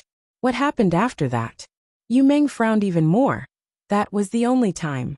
Then, it was a few days ago. The Yu family was destroyed. Old Shun once told me, if I had nowhere else to go, I should come to Changji town. When I was young, my teacher Lu Gongjiao once taught me martial arts, and accidentally found out that there was an old Shun in my head. But I don't even know when old Shun instructed my master to do something. A few days ago, he told me to come here and wait for my teacher. At this point, he seemed to have an unbearable headache. He just pounded his head with his fist and didn't say anything else. Li Yunxin was silent for a while. Then he turned around and continued to write on the magic paper. After another 15 minutes, he said, You want to figure it out, and so do I. Then this magic formation here. It might be able to remind you of something. But this thing. He took a deep breath and finished the last few strokes on the paper. By this time, he had been listening to Yu Meng for almost an hour. And he had also been drawing on this palm-sized magic paper for almost an hour. The densely packed red dots were superimposed on the surface of the paper. Ordinary people like Yu Meng who didn't practice Taoism could only see some blood-red dots. But for Taoists like Li Yunxin who practiced Taoism, once he immersed his divine sense into the paper, vast, magnificent, brilliant, and like a sea of stars, the scene immediately rushed towards him. A total of 64 layers of formations had been superimposed on this piece of magic paper. In the eyes of mortals, these densely packed red dots were stacked together. But in Li Yunxin's eyes, each layer of the formation was three-dimensional. Patches of red dots crisscrossed. At this time it looked like the starry sky in the universe. And each red dot was a star in the starry sky. In fact, each red dot represented a black stone buried underground. Yu Meng said that there was a black stone mine under Changji town. But it wasn't completely true. In Li Yunxin's eyes and perception, there were black stones. But they weren't naturally formed. Someone had dug underground who knew how deep. Then, they filled in the black stones one by one. Each of them was as big as a house. They were also connected to each other by the same black stones, layer by layer, densely distributed in this Changji town, under the Tulan River in a huge space. If all the soil and stones in this space were cleared out, Li Yunxin raised his head and looked to the north. In the north, on the opposite side of Tulan River, there was a small mountain, but the fire was about to burn that small mountain. In fact, this magic formation had already started to operate slowly. The fire in the wilderness forest ignited the layer of black stones near the surface. Although it was only the first thin layer of the entire magic formation, the shocking heat produced by the smoldering black stones would be transmitted to the second layer. Then the third layer, the fourth layer, the fifth layer, and even the 64th layer. This magic formation was not driven by spiritual energy. Instead, it was driven by the heat produced by the burning black stones. Li Yunqin suddenly thought of something. He turned to look at Yu Meng. What's the name of that old Shen? Yu Meng thought for a while. He said his real name is Shen Mu.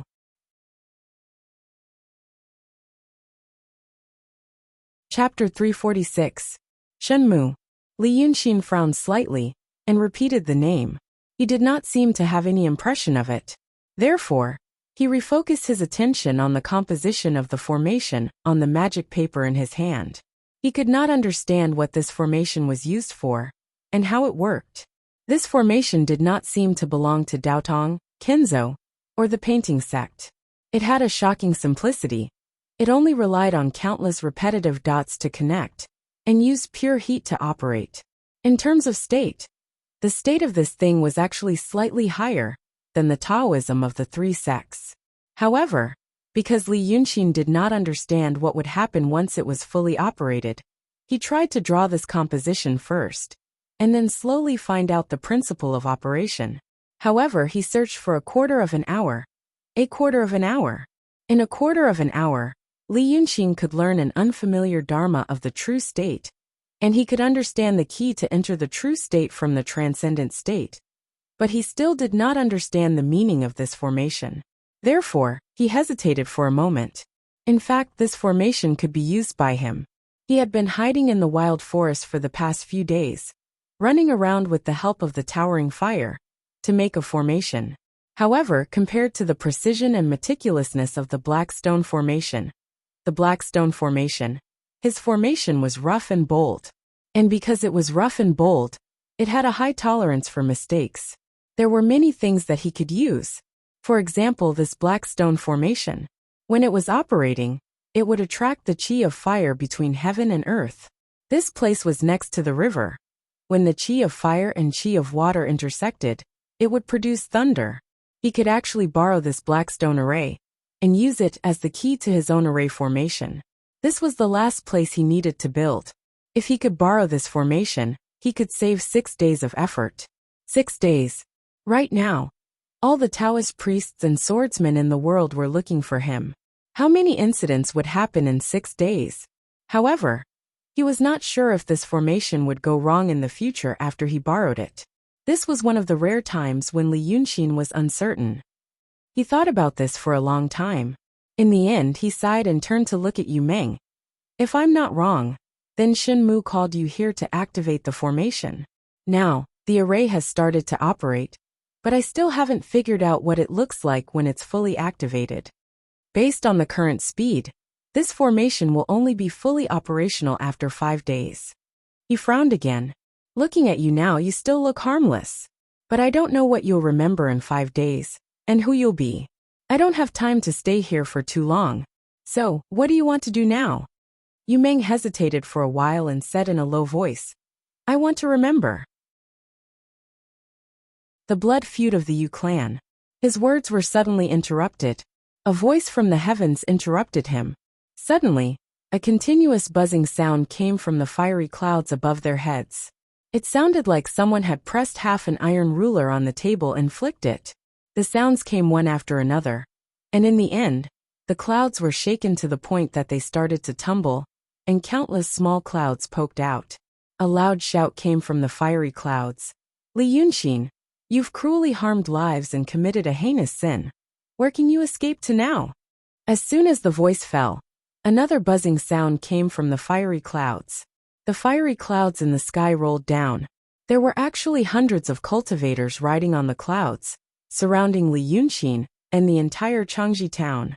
The cultivators stood on top of the clouds, their faces indistinguishable. But the fiery clouds they were riding on were tumbling and surging endlessly. The imposing manner was extremely frightening. It was as if the Celestials had sent their celestial soldiers and generals. In the next moment, everything on the ground would be crushed into powder. Yu Meng, Wu Su and Lili had never seen such a scene before. They were stunned and looked up at the godlike cultivators in the sky. Then, they turned to look at Li Yunqin. They are. Li Yunqin took a deep breath and put away the magic paper and brush. He sneered, buzzing like flies. They're probably Kenzo people. After saying this, He threw his head back and laughed out loud. His laughter was not inferior to the voice from the cloud, and it caused the surrounding fire waves to scatter in all directions. You want to keep me here with just 100 people? Tell me who you are. How many heroes are there? How many heroes are there? He spoke in a heroic manner, but the iron chain in his hand trembled slightly. At Mount June, 100 people ambushed him. Now another 100 people.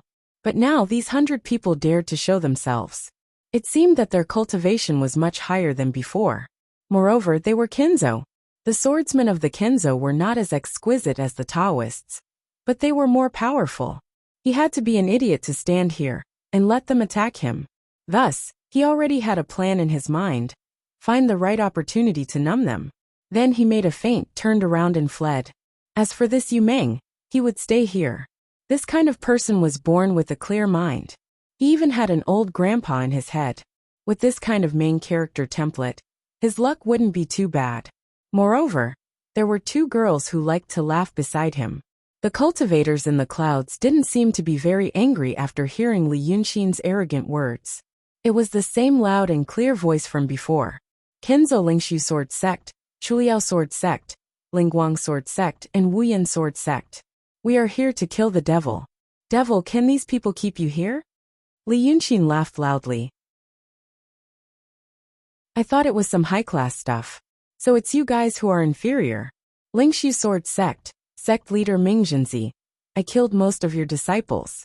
You still dare to come here? Didn't you wet your pants in the sky a few days ago? As far as I know, there's also your Kenzo's Chongshao Grotto, near the Qing Kingdom and Yi Kingdom. That Chongshao Grotto didn't come to chase me, but sent you small fries. I remember. Li Yunxin acted as if he suddenly realized something. That Chongshao Grotto's minister Yu Liaozi, a few months ago, went to the Li Kingdom with a few smelly ox-nosed Taoists to chase after the ghost emperor. In the end, he betrayed his friends and survived. However, his cultivation has been completely destroyed. Now that he's lost his courage, he only dares to send you guys here? After he said this, he finally heard Mingjinzi shout. Li Yunxin, you reckless demon. Even now, you still dare to speak arrogantly and insult our Kenzo Sendo. He indeed came, but he didn't intend to come. There was indeed a disciple sent by Kenzo who accidentally discovered Li Yunxin's whereabouts. He didn't dare to act blindly without thinking, and hurriedly reported to his sect. Changji Town was located at the border between the Qing Kingdom and the Yi Kingdom. This place was actually the High Heaven Sword Sect's dojo. Since the three nearby Kenzo sects had gathered to capture Li Yunxin, as the host, the High Heaven Sword Sect naturally couldn't sit idly by. Moreover, Mingjinzi really did hate him. Up in the sky, he was scared by this demon's gaze and ran more than 400 li. How could he bear this kind of humiliation later on? At this moment, he was also on the cloud, standing shoulder to shoulder with another sect leader. After scolding Li Yunxin, he frowned and turned his face. Don't talk nonsense with him. Finish this quickly. This demon is sinister and cunning. Although he's surrounded by us now, I'm afraid he's looking for an opportunity to escape.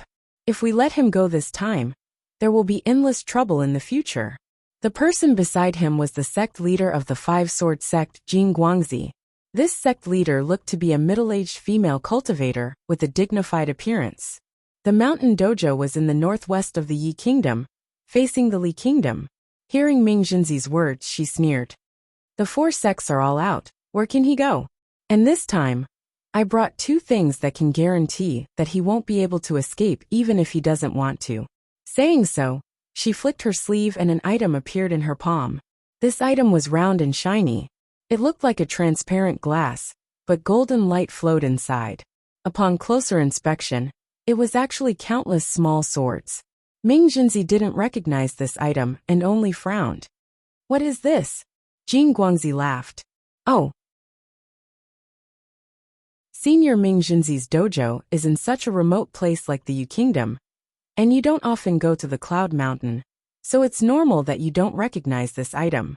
This is called the Glass Sword Heart. It was made by a sage of our Kenzo in the past, and has been passed down from generation to generation. Now that it's in my hands, does Senior know the fog-locked toad palace of the Langia heavenly abode in Daotong? This glass sword heart specializes in breaking through the illusion realm and can restrain that magic treasure. With this item, where can that demon escape to? Ming Jinzi frowned. Then what about the other item? Jin Guangzi laughed. The other item is something I brought from the Cloud Mountain.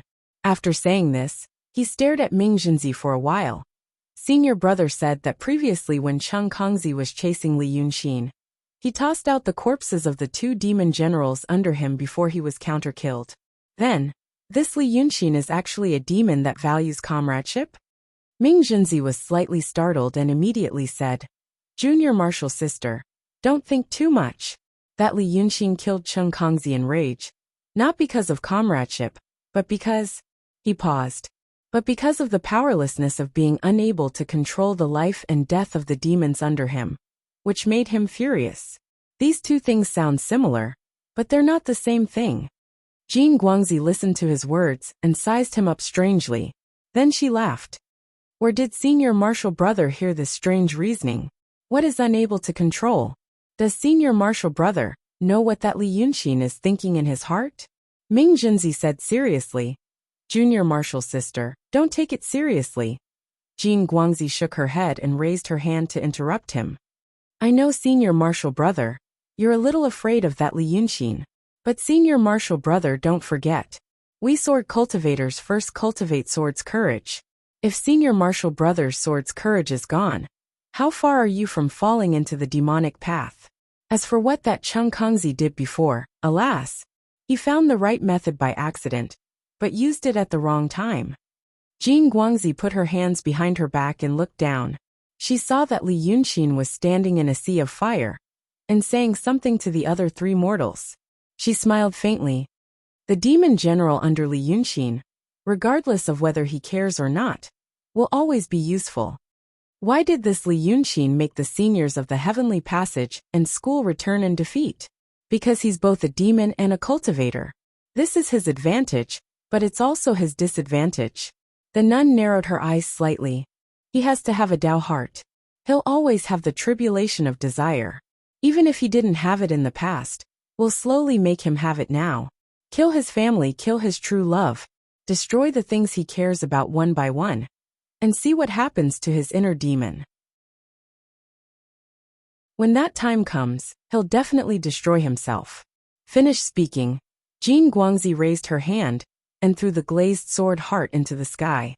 Strangely enough, this thing was a ball in her hand. But once it left her hand, it immediately turned into a faint cloud and mist, dispersing into the fire clouds in the blink of an eye. It takes a quarter of an hour to set up the glazed sword heart, Jin Guangzi said. If we keep him here for a quarter of an hour, he'll definitely die. Ming Jinzi was also the sect master of a sect. But at this moment, he'd lost so many disciples, and this Jin Guangzi mocked him time and time again. So he was already indignant. Thus he sneered. A quarter of an hour. That Li Yunxin is extremely cunning. If junior martial sister doesn't get everyone to act together and delay him, I'm afraid he won't even last 2 breaths of time. But just as he finished speaking, he saw that Li Yunxin seemed to have explained something to the 3 mortals. He raised his head and said loudly, This prince is not in the mood to play with you trash. When I have time in the future, I'll pay you a visit one by one. As for now, I'll take my leave for now. Finished speaking, he shot into the sea of fire like a bolt of lightning. But just as he fled 20 feet away, he suddenly heard a stern shout come from the cloud again. Li Yunxin, look who this is. A figure fell from the cloud at the same time. It stopped after falling a bit more than 10 feet. As it turned out, it had been tied up by a rope made of some unknown material and thrown down. Li Yunxin turned his head to take a look, then stopped. He frowned in the raging fire. Ming Jinzi also saw this person. It seemed to be a beautiful and charming woman dressed in black. Her waist was tightened by the rope, which made her even more enchanting. Just looking at her face and expression, she didn't look like a mortal, nor a cultivator. He frowned. Who is this person? Did he really stop? Kuan Wuzi of Langia Cave Paradise caught 2 little monsters at the Dongting. They are the monster generals under the devil Li Yunxin. One is called the Black Dragon Messenger, and the other is called the Red Dragon Messenger. This one is the Black Dragon Messenger. The golden photon took a slight step, and the fiery cloud beneath his feet parted. He landed beside the black dragon envoy. The demon general transformed from the black cat that Li Yunxin was riding on and Fairy Chong. She raised her voice and said, Li Yunxin, this monster general under your command is loyal to you. He suffered the astral wind in the grotto of Yunshan for more than a month, but he didn't even say a word about you. Now, since he doesn't want to say anything, it's useless. It's just nice to kill him in front of the battle today, as a sacrifice to the flag. What do you think? Li Yunxin was silent for a while. Then, a crimson mist suddenly appeared under his feet and lifted him up into the sky like a wave. A thin and long fiery mist, like a sword rising from the ground, sent him not far away from Sergeant Yu Jingquang. He stared at the sheriff carefully for a while. The black cat's eyes were originally closed weakly. Now they were slightly opened, whispering, My king. Li Yunxin sighed slightly. Silly girl. Why can't you say it? Why suffer like this? The sheriff fairy slowly blinked her eyes. Cloud Mountain. Floating around. The scenery is not bad. The wind is strong and cool. It's not suffering. But my king, I haven't eaten meat for a long time. I miss it very much. Li Yunxin looked at her, gritted his teeth and laughed. Stinky Taoist priests are sour and stingy. How can they be willing to give you meat to eat? When I kill them one by one in the future, you can eat the tender skin and meat of these Taoist priests and swordsmen. Golden Light smiled. Since it's heartache, it's better to hand over the jade inscriptions. Or go back to Yunshan with me. Who knows if there's a chance of survival? Why do you have to stubbornly resist? She took 2 steps on the cloud again. But everyone says that you, Li Yunxin, are cruel and heartless. But it doesn't seem like that today. Did you get into an accident and become affectionate? If this is the case, if I kill your loved ones one by one in the future, won't you die of pain? But the black cat demon exhaled a few breaths and whispered, My king, naturally don't believe the nonsense of the stinky Taoist priests. If my king hands over anything, not only I will still die, but my king will also die. I can't be protected. Li Yunxin was silent for a while. Then he looked at the black cat. Are you afraid of death? The cat demon laughed. I'm not afraid. Good girl. Li Yunxin suddenly flew back a few steps, looked at the Taoist priests in the sky one by one, and then raised his hand. Lingshu Sword Sect, Chuliao Sword Sect, Lingguang Sword Sect, Wuyan Sword Sect. You dare to come and kill me, and even dare to tell me your name. You really have guts. When he said these words, his voice was calm. It was not as indifferent as Ming Jinzi imagined, nor as angry as Golden Light imagined. It was just cold and gloomy. He looked at Golden Light again. I have always been the one to threaten others with this kind of thing. You're also the first person to threaten me with something like this. Before that, Kuan Wuzi of Langya Cave knew not to force me to death, and imprisoned my 2 disciples in Yunshan, so that I would not take action for fear of harming the innocent. But now you really have guts. Then he shook his head and laughed. There are some things I don't like to say. After all, we are all adults, saying it is very shameful. But since you have the guts to come face to face with me today, then I will also let you know. You dare to touch a hair of hers. Within 7 days, I will destroy your whole sect. If you dare to hurt a finger of hers, within a month, your 4 sects will all die. The swordsmen in the sky were all silent for a while. Then they suddenly roared with laughter, so loud that the fire clouds were about to disperse. Golden Light did not laugh. She calmly stared at Li Yunxin, as if she had discovered something interesting. Then she raised her hand, and calmly and indifferently waved it. A strand of hair fell from the cat demon's ear, and in the blink of an eye, it was swallowed by the fire clouds under her feet. How can you say such a thing? She looked at Li Yunxin in confusion. Where did you get such arrogant courage? She reached out again, and pinched one of the cat demon's wrists. She stared straight at Li Yunxin. She exerted force with her 2 fingers, and there was a crisp cracking sound. Don't you know that you are about to die? It was at this time that a crisp sound came from the sky. An invisible barrier enveloped the whole of Changji town. The glazed sword heart array had been completed.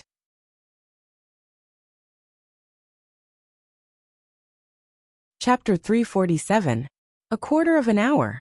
Less than 30 feet away from Li Yunxin, Jin Guangzi turned his head to look at Ming Jinzi above, as if there was no one else around, and smiled.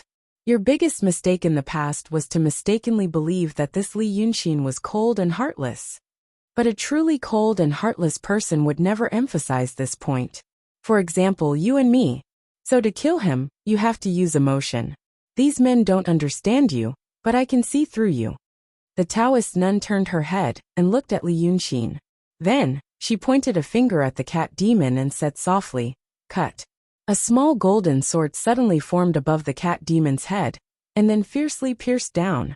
It was too late, but it happened very quickly. At the moment when the golden sword was about to pierce through the cat demon, Li Yunxin immediately leaned forward and shook it away with a bang. Then he cut the ropes and pulled her over. Jin Guangzi laughed loudly. The red cloud under her feet suddenly rose up and returned to the formation. I thought you were really a heartless and peerless demon, but now you've become a soft-hearted, stupid demon. Could it be that you couldn't tell that I was using that strike to test you? Can't you see that I delayed you for a quarter of an hour just to complete this formation? Li Yunxin picked up the weak cat demon, raised her head and smiled. She threw her to Yu Meng's side and said, "How do you know that I have been waiting here for you for a quarter of an hour, not to complete my magic formation?" After saying this, he shook his right hand. The cultivators on the cloud couldn't see what was in his hand, but they could hear a burst of crashing sound. When they looked down again, the area below Li Yunxin, the area covered by the glazed sword heart, was completely extinguished. Then they heard the demon shout, "Go!" His shout was meant for Yu Meng to hear. None of the cultivators on the clouds had opened their heaven eyes. Because he had opened the third eye, he often encountered ghosts and monsters, which disturbed his state of mind. The wandering ghosts in the world were as harmless as dust to cultivators. If he was not a rogue Taoist in Jianghu, who didn't have a reason to cultivate such magical power. Note 1: if he really needed it, he could just use a talisman. Therefore they didn't notice it, but Yu Meng clearly saw that in Li Yunxin's hand, there was a green iron chain. Hundreds of thousands of ghosts were bound to this misty green iron chain. Before this, Li Yunxin had used these ghosts to clear a path in the fire to Yu Meng, Wu Su and Lily. Just now, when he rose to the top of the cloud, that long iron chain hung down from the sky. It was a terrifying scene. The wailing ghosts were like fruits on a vine that hung from the clouds to the ground. One by one, Li Yunxin threw them into the ground. They turned into rays of green light and disappeared. Yu Meng realized that Li Yunxin was secretly casting a spell, but he didn't know what his purpose was. At this moment, when he saw the fire in front of him suddenly disappear, and heard Li Yunxin's thunderous shout from the cloud, he was stunned for a moment. Did he cast a spell and used up thousands of ghosts just to give them a way out? He looked up in surprise, but he could only see the fiery red sky, the vague figures of people and the faint golden light. He couldn't see Li Yunxin's real appearance. However, Wu Su and Lily by his side did not delay. Li Yunxin tossed the cat demoness down. The weak demoness revealed her original form and steadily landed at Lily's feet. It was a big black cat with a long and gorgeous beard. Its entire body was black and shiny like brocade. Lily was stunned for a moment. Then she hugged the heavy and soft big cat. Wu Su pulled Yu Meng. "Young master, let's go." Yu Meng was pulled by her and staggered for a few steps. Suddenly he looked up and shouted, "Li Yunxin!" But he, Wu Su, and Lily were just ordinary people at the moment. The immortals and demons who were about to fight were high up in the clouds.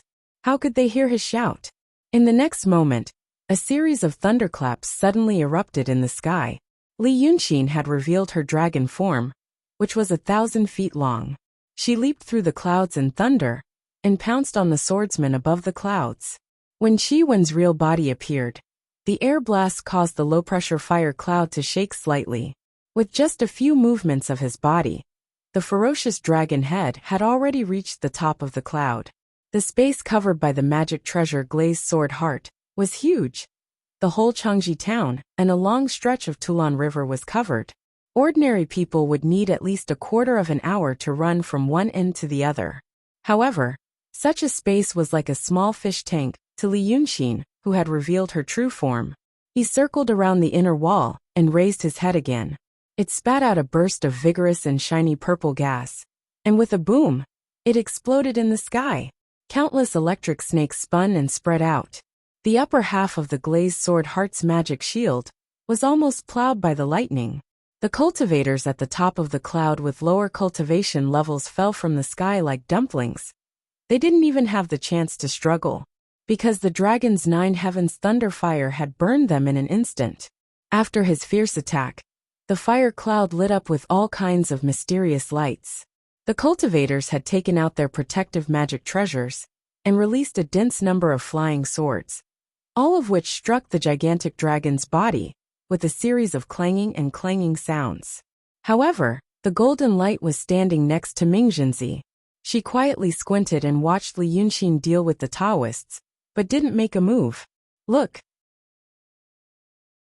She even smiled. She was indifferent to the deaths and injuries of the low-level disciples. Look at what he's doing. In the time she said this, Li Yunxin had already gained the upper hand. He suddenly dispersed the cloud in the west and rushed into the crowd. The swordsman's flying swords could cut through metal and stone like tofu, but how could the scales of the dragons be compared to the metal and stone of the mortal world? Because of the bombardment of flying swords and spells, Li Yunxin's body burst out dense sparks, like dense raindrops splashing on the ground like mist. But the flying swords of the cultivators were like needles to his dragon body. Occasionally, some of them could penetrate, but with a sweep of his body, they were all swept away. This tyrannical demon rushed into the crowd, opened his mouth, and sucked in 6 or 7 people along with the thunder cloud.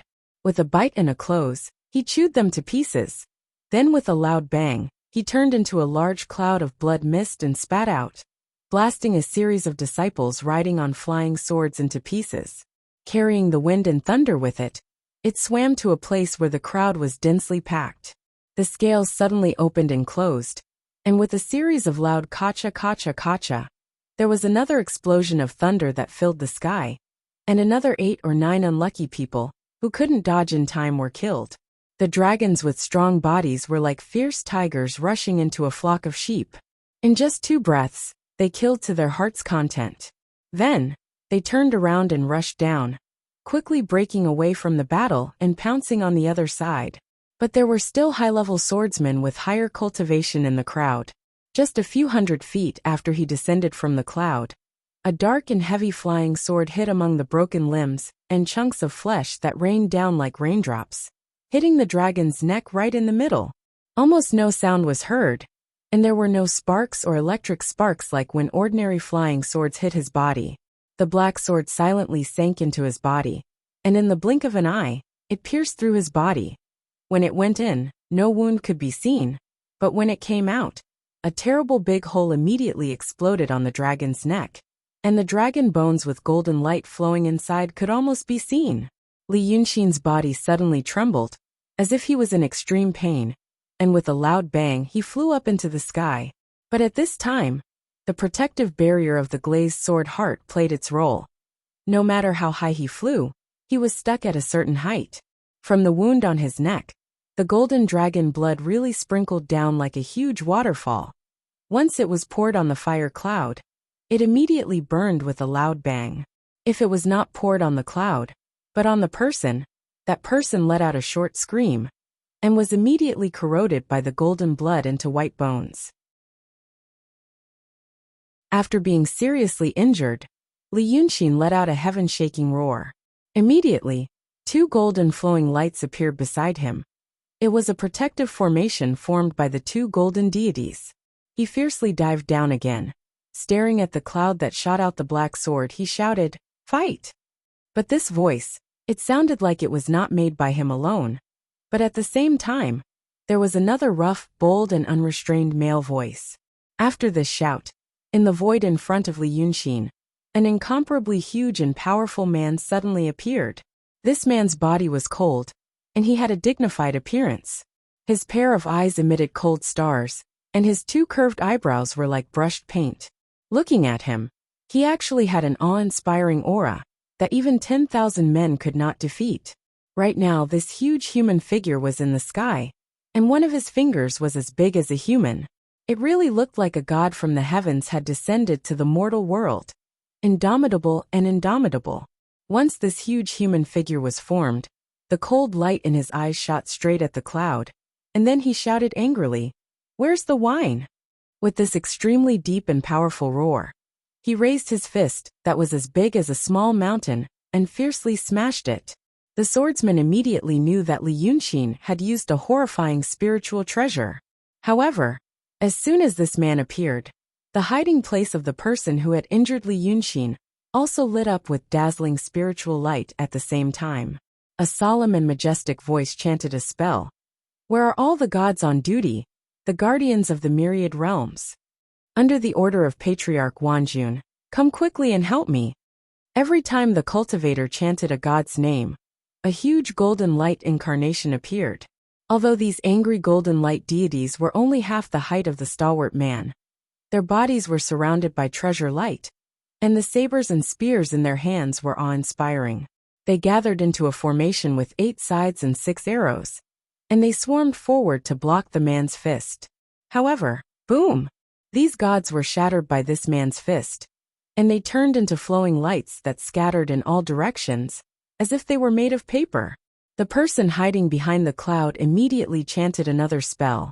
At the same time, he splashed out talismans that filled the sky and released 2 sword arrays to protect himself. Then he let out a cold laugh and said, "Insignificant tricks. Look at me." However, there was another loud rumbling sound. A large stretch of clouds was smashed into pieces by the unstoppable iron fist. Those talismans and sword formations were all turned into flying ash. Before the voice could finish speaking, his physical body was also smashed. At this moment, the huge and majestic man looked up at the sky and laughed, shouting, "Where is the tiger?" Then, his figure faded and disappeared into the void. After a full 3 breaths, the high sky was quiet for a full 3 breaths. Then the disciples shouted, "Immortal Chan has fallen! Immortal Chan has fallen!" At this moment, only a dozen breaths had passed since the golden light said the last sentence. During this time, Ming Jinzi only had time to frown slightly, pause for a moment, and then look at the place where Li Yunxin was fighting. Then, he heard the swordsman on the cloud shout loudly, "Immortal Chan has fallen!" He was dumbfounded.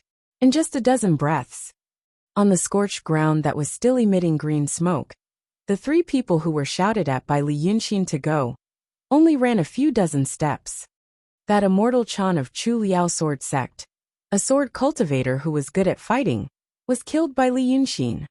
This scene immediately evoked a terrible memory in his heart. That day, Li Yunxin stood in the blazing flames, bathed in Cheng Kongzi's flesh and blood, and glanced at him eerily. Ming Jinzi couldn't breathe and choked. "Junior sister, why are you standing there? He has already killed 1 person. Do you want him to kill them one by one?" Jing Guangzi's expression remained unchanged. High in the clouds, she looked indifferently at the heavily injured Li Yunxin, who was protected by the 2 golden light gods, and rushed into the battle. She said, "Keep watching." Ming Jinzi abruptly waved his big sleeve. "What are you looking at? You formed the glazed sword heart array, but didn't release it. Do you know that you have trapped Li Yunxin and your fellow cultivators?" That demon rushed into the crowd like a tiger rushing into a flock of sheep. "Do you plan to stay and fight him alone?" Behind Jing Guangzi and Ming Jinzi were the disciples of the Wujin sword sect. Now their sect master didn't move, and they didn't move either. Even though the cultivators of the other 2 sects were fighting Li Yunxin, they acted as if they were their master. Their expressions were indifferent, as if the situation had nothing to do with them. This made Ming Jinzi look like a timid and weak secular person, as if he was facing a formidable enemy. Jing Guangdian sighed. "Junior brother, you can continue reading." Like a parent who was finally annoyed by her child, she raised her hand and pointed at Li Yunxin from afar. "Li Yunxin has revealed the incarnation of Shinryu. According to what you said, rushing into the crowd is indeed like a tiger rushing into a flock of sheep. But look at why he no longer relies on his advantage of coming like lightning and leaving like the wind. He first rushes for a while, then turns around and leaves. What if he rushes over when the other side has no time to support him? His physical body is tyrannical, and his speed is beyond our reach. It is best to use this kind of attack and escape method. But look at him from just now until now. He hasn't been fighting like this. He is. Ming Junzi was restless at first. But listening to Jin Guangzi speak in such a calm and steady tone, her heart slowly calmed down. At this time, looking in the direction that Jin Guangzi pointed, she also saw the door. Li Yunqin was indeed strange. Note 1. This was explained in a chapter a long time ago, but I can't find which chapter it is. The gist of it is that people often die in the world. Although ghosts are not common, cultivators cultivate spiritual power. The ghosts that have not been collected in time always like to go to places with more spiritual power. Therefore, there may be more ghosts around cultivators. If you open the magical power of the third eye, you can see ghosts 24 hours a day. It is quite scary to suddenly see a ghost face when you open your eyes after meditating. Most ghosts are not worth paying attention to, so cultivators will not deliberately open the magical power of the third eye. As the saying goes, out of sight, out of mind.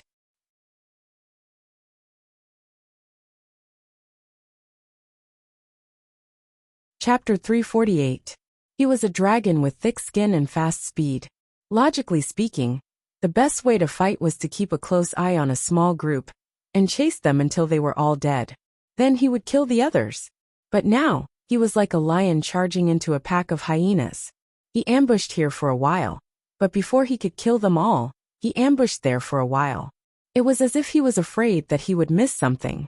He looked at this scene and thought carefully for a while. His eyes suddenly lit up and he turned to look at the golden photon. You mean? Humph. The golden photon sneered. Look at how powerful he is now. But in fact, I'm just teasing him like playing with animals. After saying that, he suddenly raised his hand and pointed to the ground. The next moment, 3 thin golden rays suddenly formed above the heads of the 3 mortals, who were running on the scorched ground, stumbling to avoid the burning trees and embers, then turned into small swords. But the small swords didn't stab down. Instead, they hovered above their heads and ran along with them. This strange phenomenon made Yu Meng, Wu Su and Lily stop uneasily. They looked up and saw that in the sky, the gigantic dragon body was circling and killing, not letting a single cultivator escape. The rolling fire clouds were stirred up by the wind and thunder, turning into a gigantic red whirlpool. And above their heads, the tip of the small golden sword stared into their eyes, as if it was an illusion that they couldn't get rid of. Young master. Wu Su uneasily grabbed Yu Meng's arm and called out. She looked at the sword rays above her head, Yu Meng's head and Lily's head, and didn't know what to do for a moment. This was a powerful force that she couldn't imagine or understand. This force didn't belong to the mortal world, but at this moment, it made her hair stand on end. The clouds in the sky were vast and indistinct. She didn't even know who or why had created such a thing. At this moment, she finally felt the humbleness and insignificance of being a mortal. So insignificant that she couldn't even understand it. Don't move, it's a Taoist spell. Yu Meng frowned. The light sword was only 2 fists away from their heads. The sword was so bright that it lit up the surroundings like it was daytime. Yu Meng watched for a while, then reached out to pull out the small sword in Wu Su's hand, raised it above his head and approached it. After hesitating for a while, he touched the frozen light with the slightly trembling cold blade of his sword. Wu Su cried out softly in fear. Young master, be careful. But the blade passed through. Nothing happened. The frozen light was still hanging there, moving with their movements, pointing straight to the ground. However, the blade of the sword remained unscathed. In fact, the temperature of the sword didn't change at all. Yu Meng slowly put down his sword and let out a sigh. All right, let's. At this moment, he suddenly heard a woman's voice from high up in the sky. His voice wasn't loud, but it was clear and calm, and it was transmitted into everyone's ears. Li Yunqin, you killed one of my Kinzo's enlightened masters, so I'll kill one of yours. In the next moment, the world in his eyes seemed to have become very, very slow. He saw the gigantic body of the dragon on top of the sky suddenly turn its head to look down. His antlers were crimson red, and the fire surrounding him was stirred into small whirlpools that slowly spread because of his movements. His snow-white mane danced in the wind, like ripples on the water. He dived downwards. The clouds around him billowed, accompanied by dozens of flying swords that were also slowly descending. Then a thought appeared in Yu Meng's mind. That thought was so terrifying that he didn't want to think about it.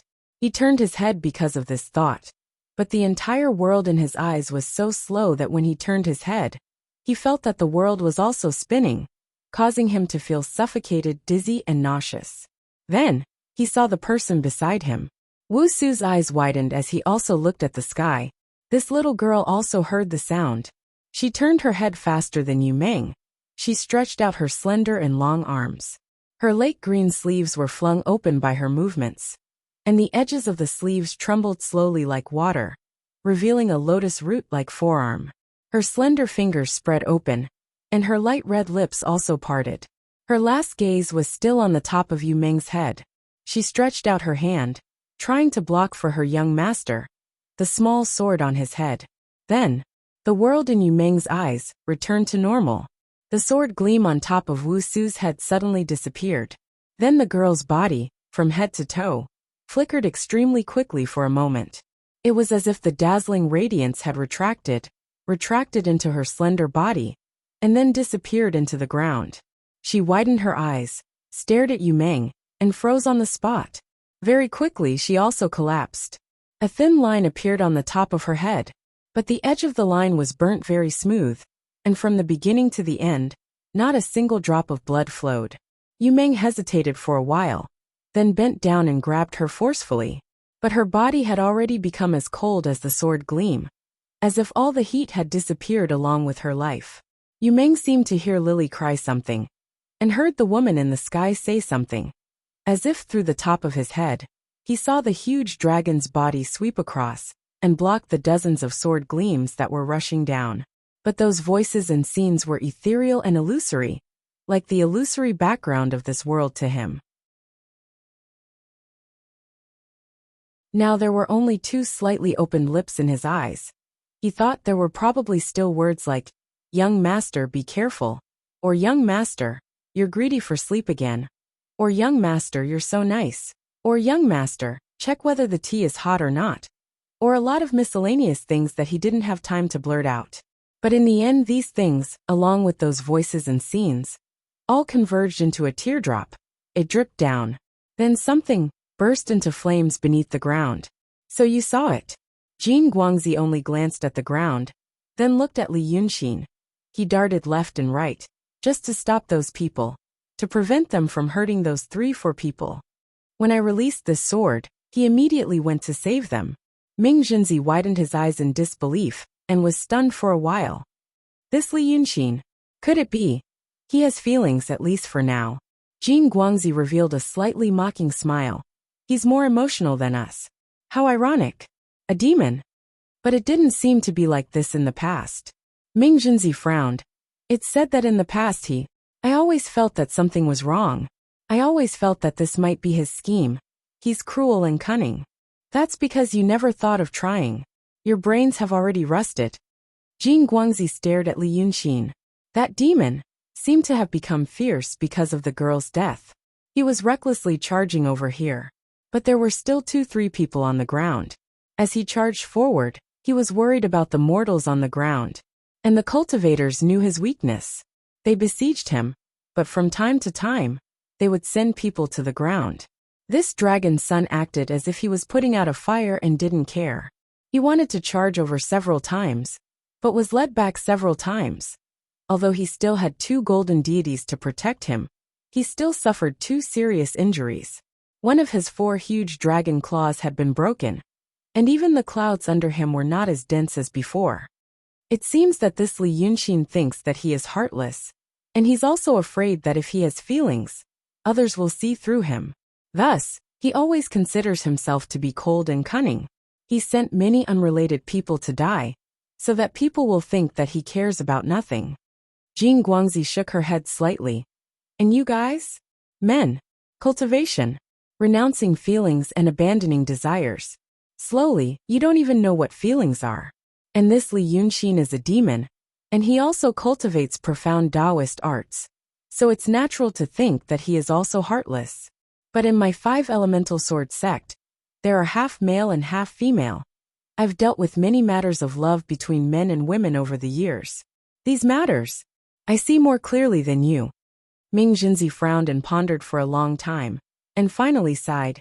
Junior sister, compared to Li Yunxin, you're not far off. Jing Guangzi sneered. Not far off. He's just a demon. You stupid people will think that he's so-called cunning. As for now, this Li Yunxin has 2 treasures on him. 2 octagonal ancient scrolls. Look at what he's using to protect himself now. It's the along the river during the Qingming festival painting. The huge human figure that appeared just now is the Divine Lord in the misty giving slaves to Dakai Di Mao. Dharma name Wusong. Sigh, he's a Divine Lord after all. That Jinren Chan's golden light deity Dharma has reached. And he was actually killed with 1 punch. The octagonal ancient scrolls are indeed powerful. Thus, if I don't ask Li Yunxin to use these methods first, how can I kill him later? Jing Guangzi looked at Ming Jinzi with a half-smile. Jinren Chan and his disciples died a worthy death, forcing him to invite that Divine Lord Wusong. As for next, ask him to invite the other item from the painting, and I can attack and slaughter him like slaughtering pigs and dogs. Ming Jinzi opened his mouth, wanting to say something. But, while he vaguely felt that something was amiss, he still did not say anything. In the end, he only smiled. I hope it's as Junior Sister said. Our Ling Su sword sect has already suffered a great calamity. Now we can only sit and watch Junior Sister make achievements. I think when Junior Sister goes back to report, that treasure promised by the 2 sages can be considered to have a wise master. But Jing Guangzi turned around and faced Ming Jinzi. Then she solemnly bowed and said calmly but sincerely, Senior brother, you don't need to be humble. Senior brother is a perfected Taoist.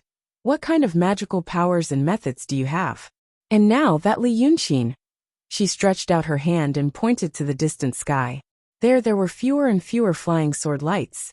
Only a dozen or so people were still fighting with Li Yunxin. The Dharma of the painting sect was the worst at fighting, especially in encounters. Thus, after using the talismans that they had prepared beforehand, they could only rely on their powerful demon bodies. Now most of the small fries of the 2 sects had died. The remaining dozen or so people were all capable people with superb sword skills. Li Yunxin, on the other hand, seemed to be a little dispirited. He's already an arrow at the end of its flight, Jing Guangzi said. But we still can't let our guard down. They came prepared. 3 sects for perfected ones. They surrounded and killed a demon of the same true realm. They also used all kinds of schemes and spells. In the end, he still killed a perfected one within 15 breaths of time, and slaughtered 69 Kenzo sword cultivators within 15 minutes. Such a powerful strength is already enough to rank among the great demon kings of the present world. Truly frightening. Jing Guangzi sighed softly again and looked at Ming Jinzi. Thus we must eliminate him this time. Otherwise, there will be no end of trouble. But there's still one thing in this demon's ancient scroll that hasn't come out. It's said that it's an extremely terrifying prehistoric beast that's extremely powerful. Now, Perfected One Bao and his disciples from the Spirit Light Sword sect are also showing signs of exhaustion. Thus, Senior Brother, please go into battle. You must force that demon to bring out that vicious beast. Then, Junior Sister can kill this demon. Ming Jinzi was silent for a while and stared at her. The Divine Lord Wusong that Junior Sister mentioned easily killed Perfected Chan. Junior Sister also said that vicious beast is even more powerful than Divine Lord Wusong. Jing Guangzi looked at him. Yes. That's why Senior Brother needs to assist Perfected One Bao of the Spirit Light Sword sect. But I'll also be killed by that vicious beast, Ming Jinzi said in a deep voice. Junior Sister wants me to die. Jing Guangzi suddenly smiled. This was the first time she showed such a smile. It was not a reserved smile, a mocking smile, or a cold smile. Instead, It was a smile that surfaced from the depths of her memories after thinking for a long time. Her voice had also changed. Previously, it was the dignified voice of a middle-aged lady. But now, it had become much gentler, like the distant summer wind. 150 years ago, when senior brother and I became Tao companions in private, he told me that he could die for me. She paused and lowered her eyes to think for a while. She looked like a middle-aged woman. The fine wrinkles at the corners of her eyes were covered by the distant shadows of her eyelashes. There was a little more of a young girl's aura. And this scene stunned Ming Jinzi. 150 years ago. It seemed to be a very long time ago. He suddenly realized that he had only just connected this woman with the woman from 150 years ago. He had lost that love for a long time. Since he had lost it, why would he deliberately recall it? Later, when senior brother severed his love in order to enter the true state, he didn't say anything. Jin Guangzi smiled and looked up at him in the fire cloud. But I still remember this. Now senior brother can die for me. Ming Jinzi was stunned. He frowned. He frowned and blinked. Because he suddenly felt that there was something unfamiliar, but familiar in his chest. However, this feeling made him afraid. It was as if something that he had abandoned suddenly ran out. Although it was familiar, it was cold and stiff. He suddenly felt a little cold on his face. So he raised his hand and touched it. His fingers were wet. Jin Guangzi looked at him pitifully. The fear of Li Yunxin has broken your Tao heart. It has also caused your love tribulation to come again. I once told you that you can't sever love by running away. She raised her head again and turned to look at the battlefield in the distance. She smiled. Go while your cultivation is still there. This area of 1,000 miles is within my glazed sword heart. You can choose to die in battle, or die under my glazed golden light sword. Ming Jinzi stood silently on the cloud again. He was stunned for 5 breaths. Then he used his hand to wipe the corners of his eyes, and looked at the transparent warm liquid in his palm. Soon his face was covered with tears. But he was like an ignorant child. For the first time, or after a long time, he knew the feeling of crying. But he didn't know why he was crying. After another quarter of an hour, he suddenly cried and laughed at the same time. He sang loudly. I have obtained the true immortal Tao and often recited the crepe myrtle scripture. I have received Emperor Keijin for 3,000 years. As he sang, he stepped on the fire cloud and went into the distance. But Jin Guangzi said again, you have obtained an evil Taoist under Li Yunxin. Ming Jinzi didn't stop. Instead, he waved his sleeve while singing. Lu Gongzan was thrown to the fire cloud beside Jin Guangzi. Then, this perfected master who had broken his Tao heart pounced at Li Yunxin. Jin Guangzi sighed softly. Without looking at Lu Laodao, he put him into his sleeve. But at this time, the immortals and demons high in the sky didn't notice that the land under their feet was burning again. You're tuning in to the Li Mei's Sword of Destiny YouTube channel. We're so grateful for your support. And don't forget to subscribe to join us on this incredible journey through captivating stories. Your generosity through donations truly makes a world of difference, as it's the primary source of revenue that allows me to expand and enhance this channel for you. Thank you from the bottom of my heart for being a part of this adventure.